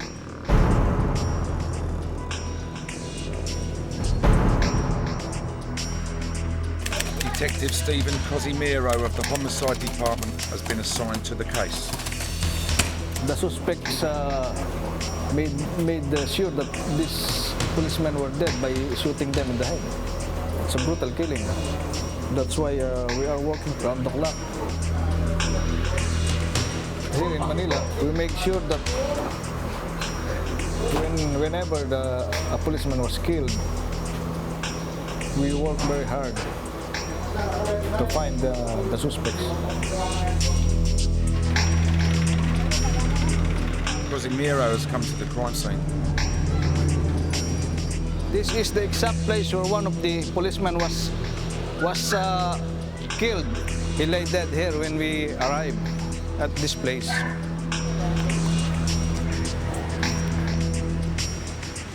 On a crowded street in broad daylight, a lawyer carrying £10,000 was shot and stabbed repeatedly in his car by the gunman. The 2 officers heard the shots and went straight to the scene, where a truck was parked in the street. The suspects were in front of the truck, and the policemen were at the back of the truck. And this is the place where engage each other with their gunfire. The 2 officers died from multiple wounds. Cosimiro is looking for witnesses to the triple murder. A lot of people see this thing happen. The problem he faces is that people are scared to talk. gobyerno. Ito yung mga litrato. Yung mga bago tayong litrato. Sometimes we have some difficulty of convincing these people to give information. Ito. They fear for the suspect. So we have to talk to them cautiously so that we can convince them. No guns, no chases, just questions, but no answers. This is one of the toughest jobs a cop can face.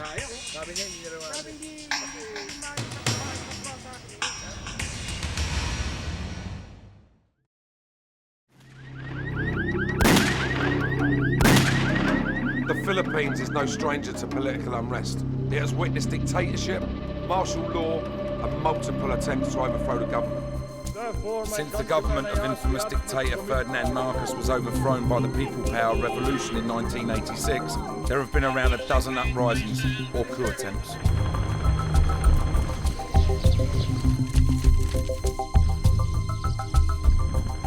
In times of national emergency, the police call in their most elite unit, the Special Action Force. May the force be with you.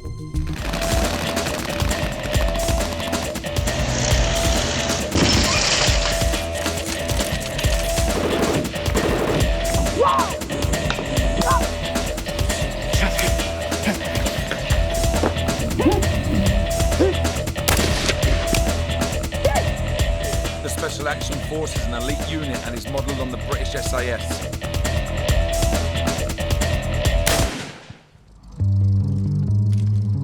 They were called into action in November 2007 when a group of renegade Philippine soldiers attempted to overthrow the government.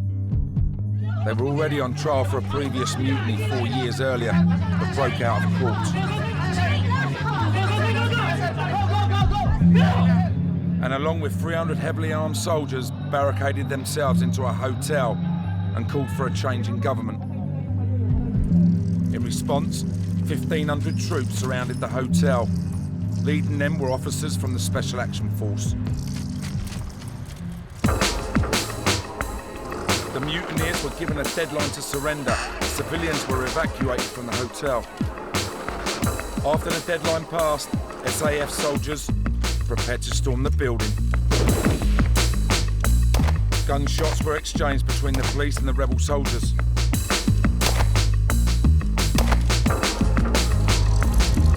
Then an armoured personnel carrier was brought in, which first fired on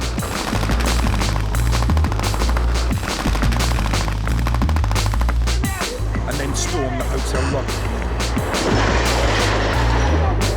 The mutineers were arrested without anyone being killed or injured. For the SAF, the mission was a success.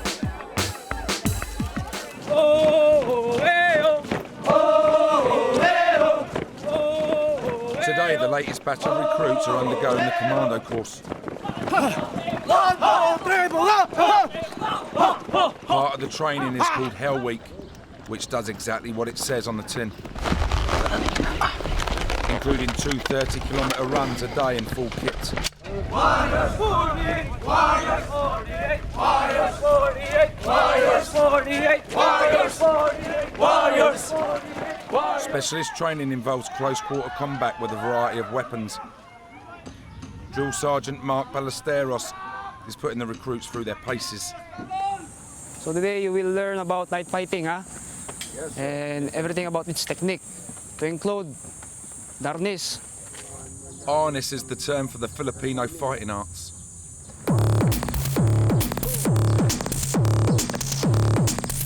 Next is jumping attack. Ready, jump. Jump high, jump low.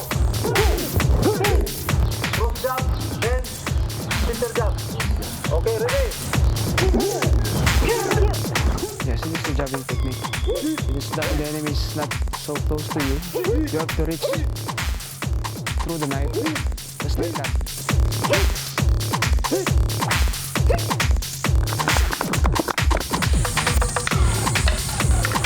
As well as knife fighting techniques, the commandos learn how to use more traditional weapons, They are taught the ancient martial art of stick fighting.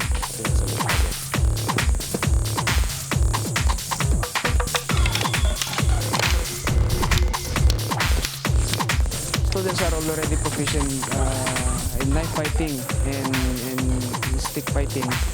But if you are asking about the master of the skill, it will take years. Rookie Jackie Rance has 1 month left of the 6-month-long course. She joined up because she felt an inner urge to be part of the SAF. It's a calling, and we think that this is our fate, so we are training hard for it to save ourselves and save the people.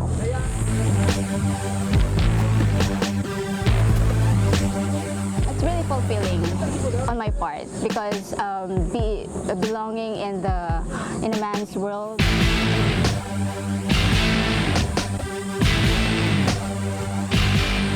Actually, even my daughter calls me Superwoman because I can be with the man. So it's really fulfilling for me. And I think also it's very fulfilling for them, for the other women. Jackie and her fellow female recruits are hoping to join the 303 women officers currently serving in the SAF. I could say that I'm a top cop. Okay, we've just undergone a combat maneuver. We have been in the mountains for 7 days. We've been trying hard to climb the mountains, reach the target that have been assigned to us. And I think that's one of the evidences, the proof that we are all women here are tough.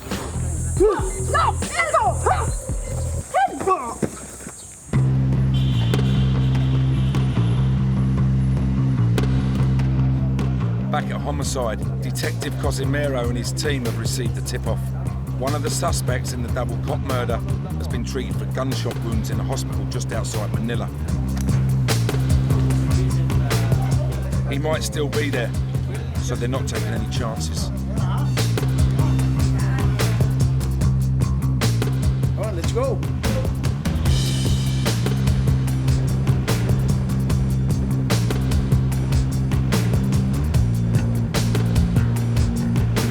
He should be vigilant and careful when we are approaching the vicinity of the reported clinic, since the reported suspect might have been confined in that clinic, and his companion may be also there.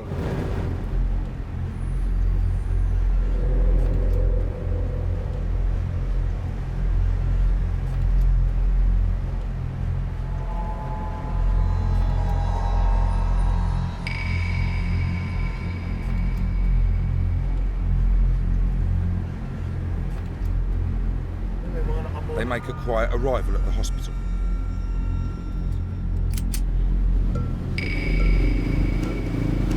Yung kung may dinala rito nung May 12. May 12. Shooting. May 12. Okay, basa mo nga kung meron dumating ditong nabaril sa hita. Ayun, no. Nasaan to? Puta, alas 12, pare. Oo, positive to, pare. The man they're after definitely checked in. But is he still there? The hospital manager delivers the news that they don't want to hear. He's no longer there.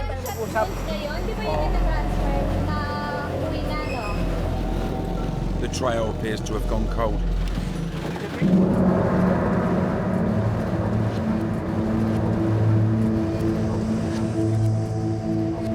He was treated there in that hospital, and after several hours he was discharged against the advice of the doctor.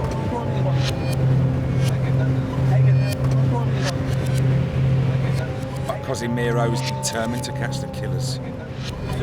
I like to meet them. What would you say to them when you meet them? I don't know what we will be talking about, but I'm sure I'm glad to see them. I'd be glad to see them.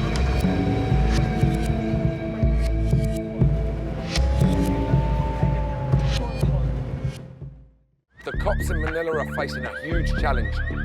Not only are they fighting kidnapping and drug trafficking, but the threat of terrorism hangs heavy.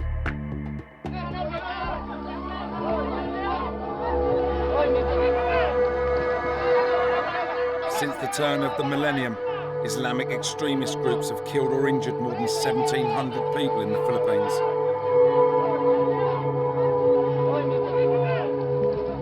Separatist groups, including Abu Sayyaf, are demanding a separate Islamic state, independent of the mostly Catholic Philippines. In 2004, Abu Sayyaf was responsible for the bombing of a passenger ferry in which 113 people were killed. Because the government of the Philippines has close links with the West, this has made it a target for anti-American aggression from these groups, which are linked to Al-Qaeda. Go! Putang ina!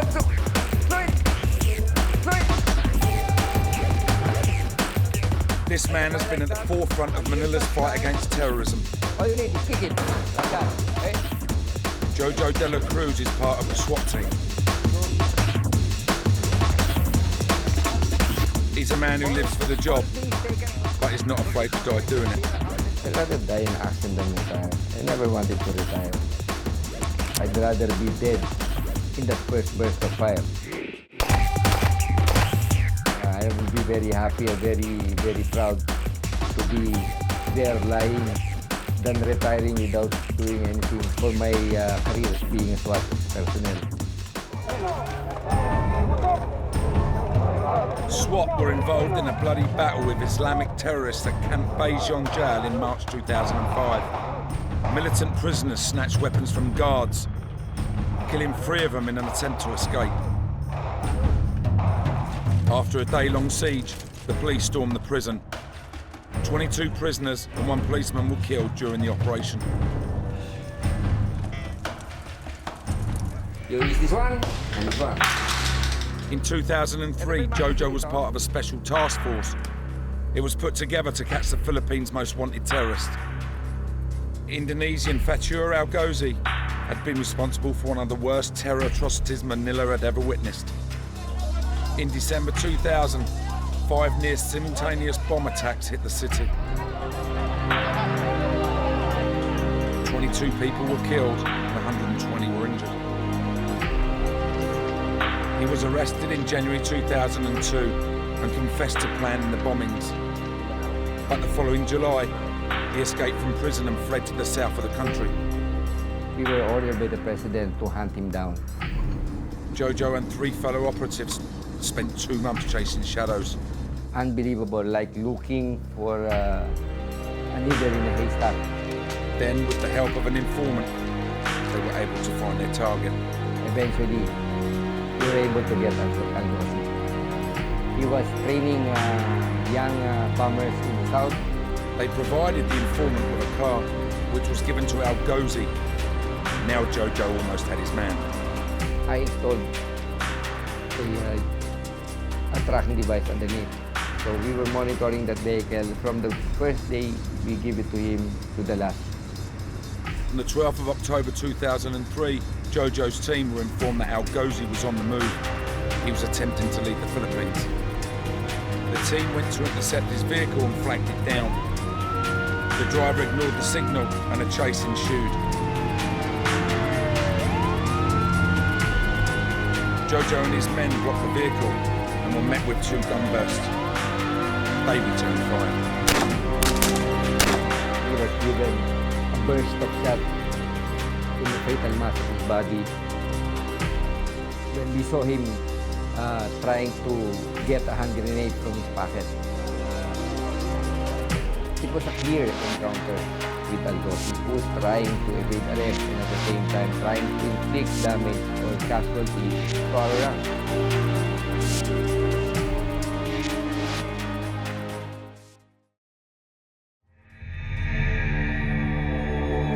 But the duties of the SWAT team are not confined to special ops. They have to carry out regular day-to-day duties just like normal cops.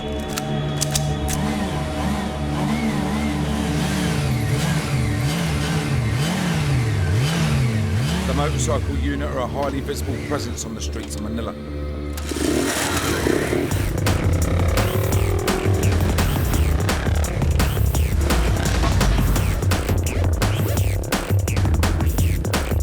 The people here are frightened if the SWAT are coming. Yeah.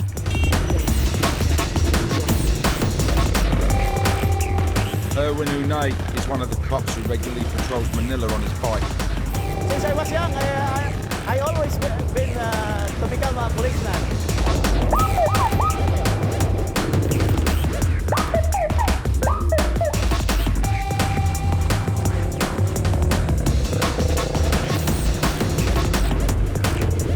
Many crimes are carried out by felons on motorbikes.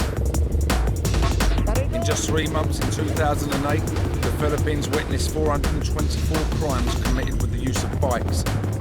150 of them involved shootings, including 50 murders.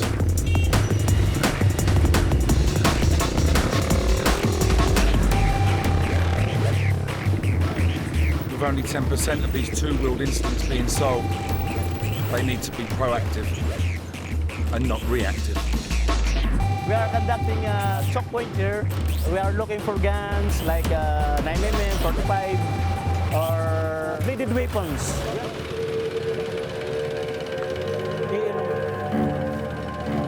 They are armed. They are armed, and they fight. They fight the police. They have no respect on the police.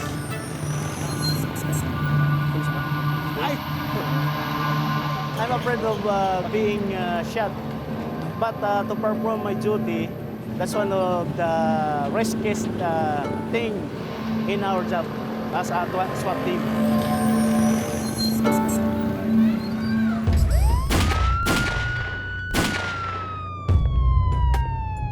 What if every day of your working life, you never knew what was around the next corner?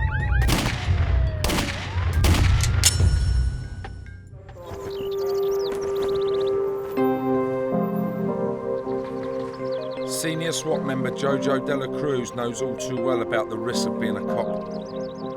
When he was 7 years old, an event took place that would change his life forever.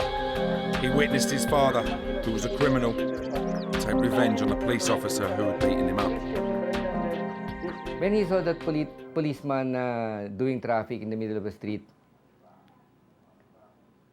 in front of my eyes, I really remember this. That policeman was shot by my father. The officer was killed. One thing that I cannot forget is my father being dragged by policemen along that long path, followed by my mother, and they both disappeared in the darkness. Jojo was taken into the care of his uncle, who was a police officer. We used to play with the children of other officers. That's the time when I really fell in love of being a policeman. When something very bad happens in your past, you will always make sure that it will not happen to you, right?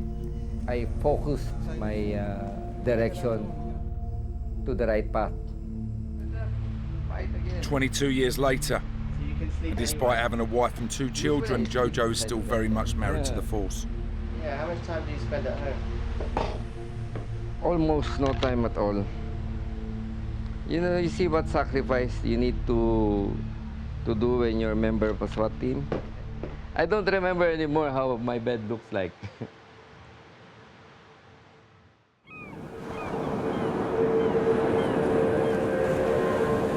With over 36,000 kilometers of coastline, the Philippines is a paradise for smugglers. Drugs are a major problem here. 6.7 million Filipinos are drug dependents. It's also the crystal meth capital of the world, or as it's known in the Philippines, Shabu. It generates more than $4 billion a year in illegal revenue. The Philippines is also a transit point for the export of the drug to Japan, Australia, and the US.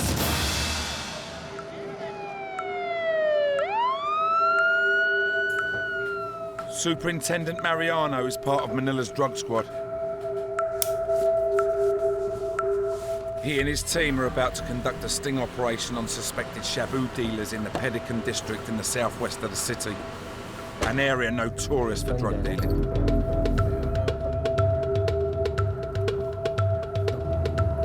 We have received an information to our informants that the suspect now is now selling shabu. So we have to make some immediate operation so that we can arrest the suspect. Because maybe after 1 hour, his stuff will be gone.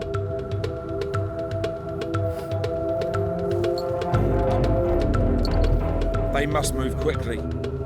Mariano's officers have to buy the drugs from the suspected dealers to make an arrest. These are my operatives. They are conducting some briefing on how to arrest the pusher.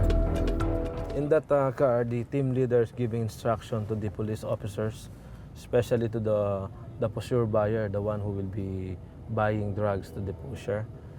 The pusher buyer is the term for the undercover cop who will buy the drugs during the sting.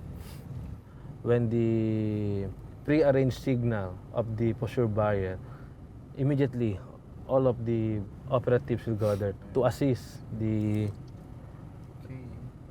pusher buyer in arresting the drug pusher. The operation is a dangerous one for the officers involved. We have received a report that there's some drug pushers carrying firearms. Now all Mariano can do is sit and wait for the call.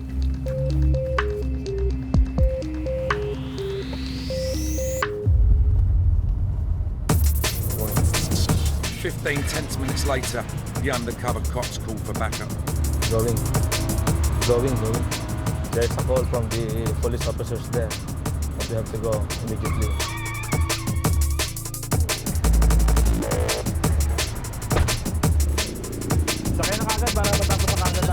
The sting has been a success. 2 pushers have been arrested for dealing shabu.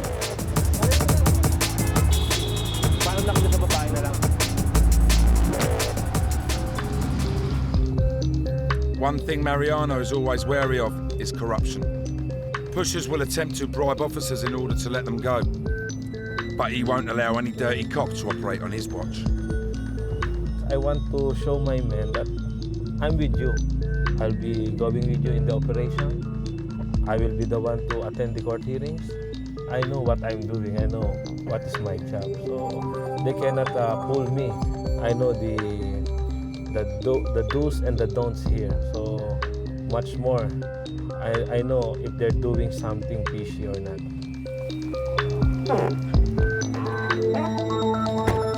In the Philippines, the punishment for drug dealing is draconian. No matter what amount a pusher is found with, the sentence will be the same. They face the prospect of 15 years to life imprisonment. It's a heavy price to pay. Prison in the Philippines is hard. In some cases, prison cells designed for 20 inmates house 200. And over the next 8 years, the prison population is estimated to increase by 13% a year. In the heart of Southeast Asia is the Philippines. The capital, Manila, is a teeming metropolis of crime. And for the cops, hostage sieges, bombings and prison breaks are all in a day's work. In the Philippines, the cops are on the front line of a crime battle being played out on the streets.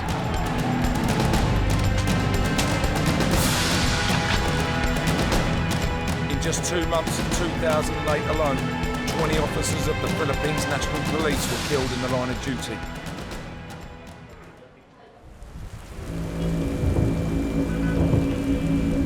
And tonight, Jojo De La Cruz and the SWAT team are about to put their lives on the line yet again.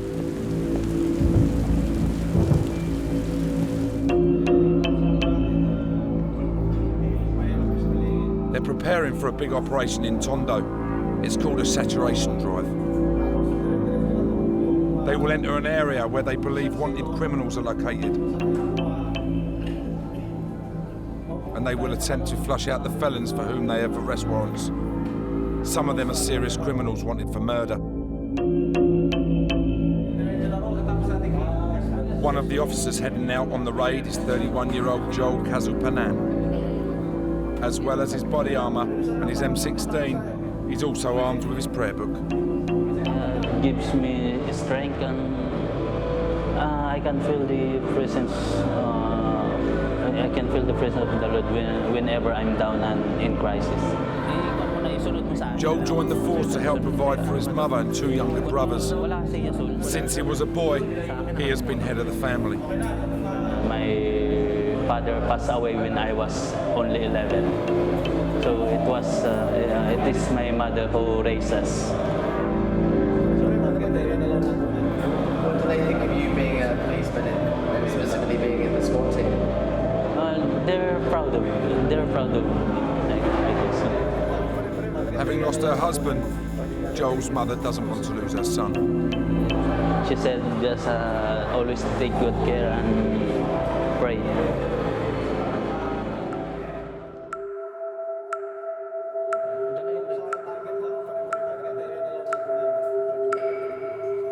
Joel and his fellow officers are briefed on who they are looking for and where they think they will be. These are our target personalities. We'll proceed to the area and then we will search every house to look for the people in the photographs.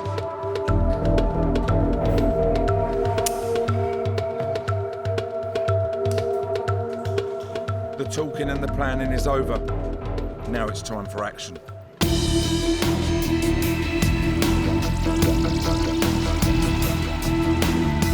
Joel knows from past experience on saturation drives that this is a dangerous mission. Well, times like this, you feel nervous. You don't know what is going to happen there.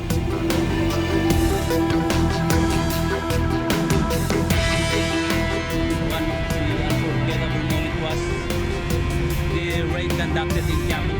We were surprised by one of the suspects when we were about to enter the building.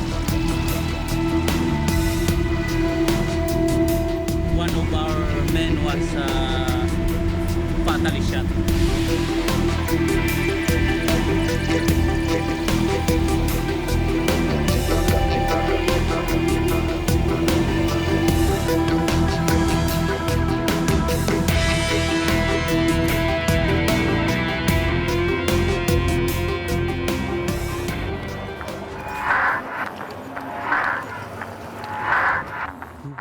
They arrive at the target location and head into the parola on foot.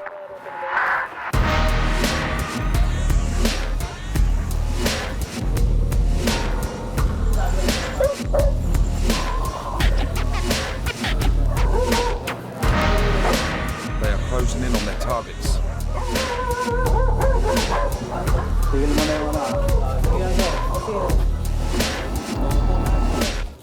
Some of the other SWAT officers who entered the slum from a different entrance have caught up with the suspects. The saturation drivers caught them unawares as they have been casually playing pool. But their game is up. Bakit ka na? Gusto mong sumama dito?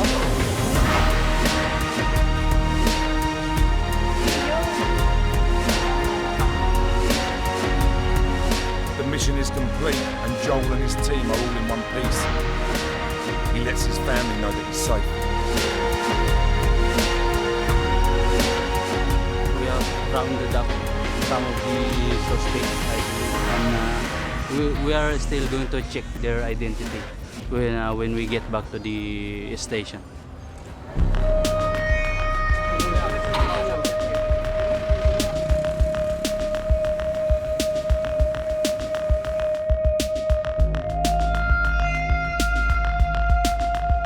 The next morning, Jojo takes some of his little free time to spend with his family. His visits are often brief, and because of the dangers he faces in his job, he can never be sure that the next one won't be his last. It's in your mind and in your heart. You must be at all times ready for that. If you're a policeman, half is in the ground. If you're a SWAT member, only your head is not in the ground. Your head is on top of the ground. The whole body is underneath.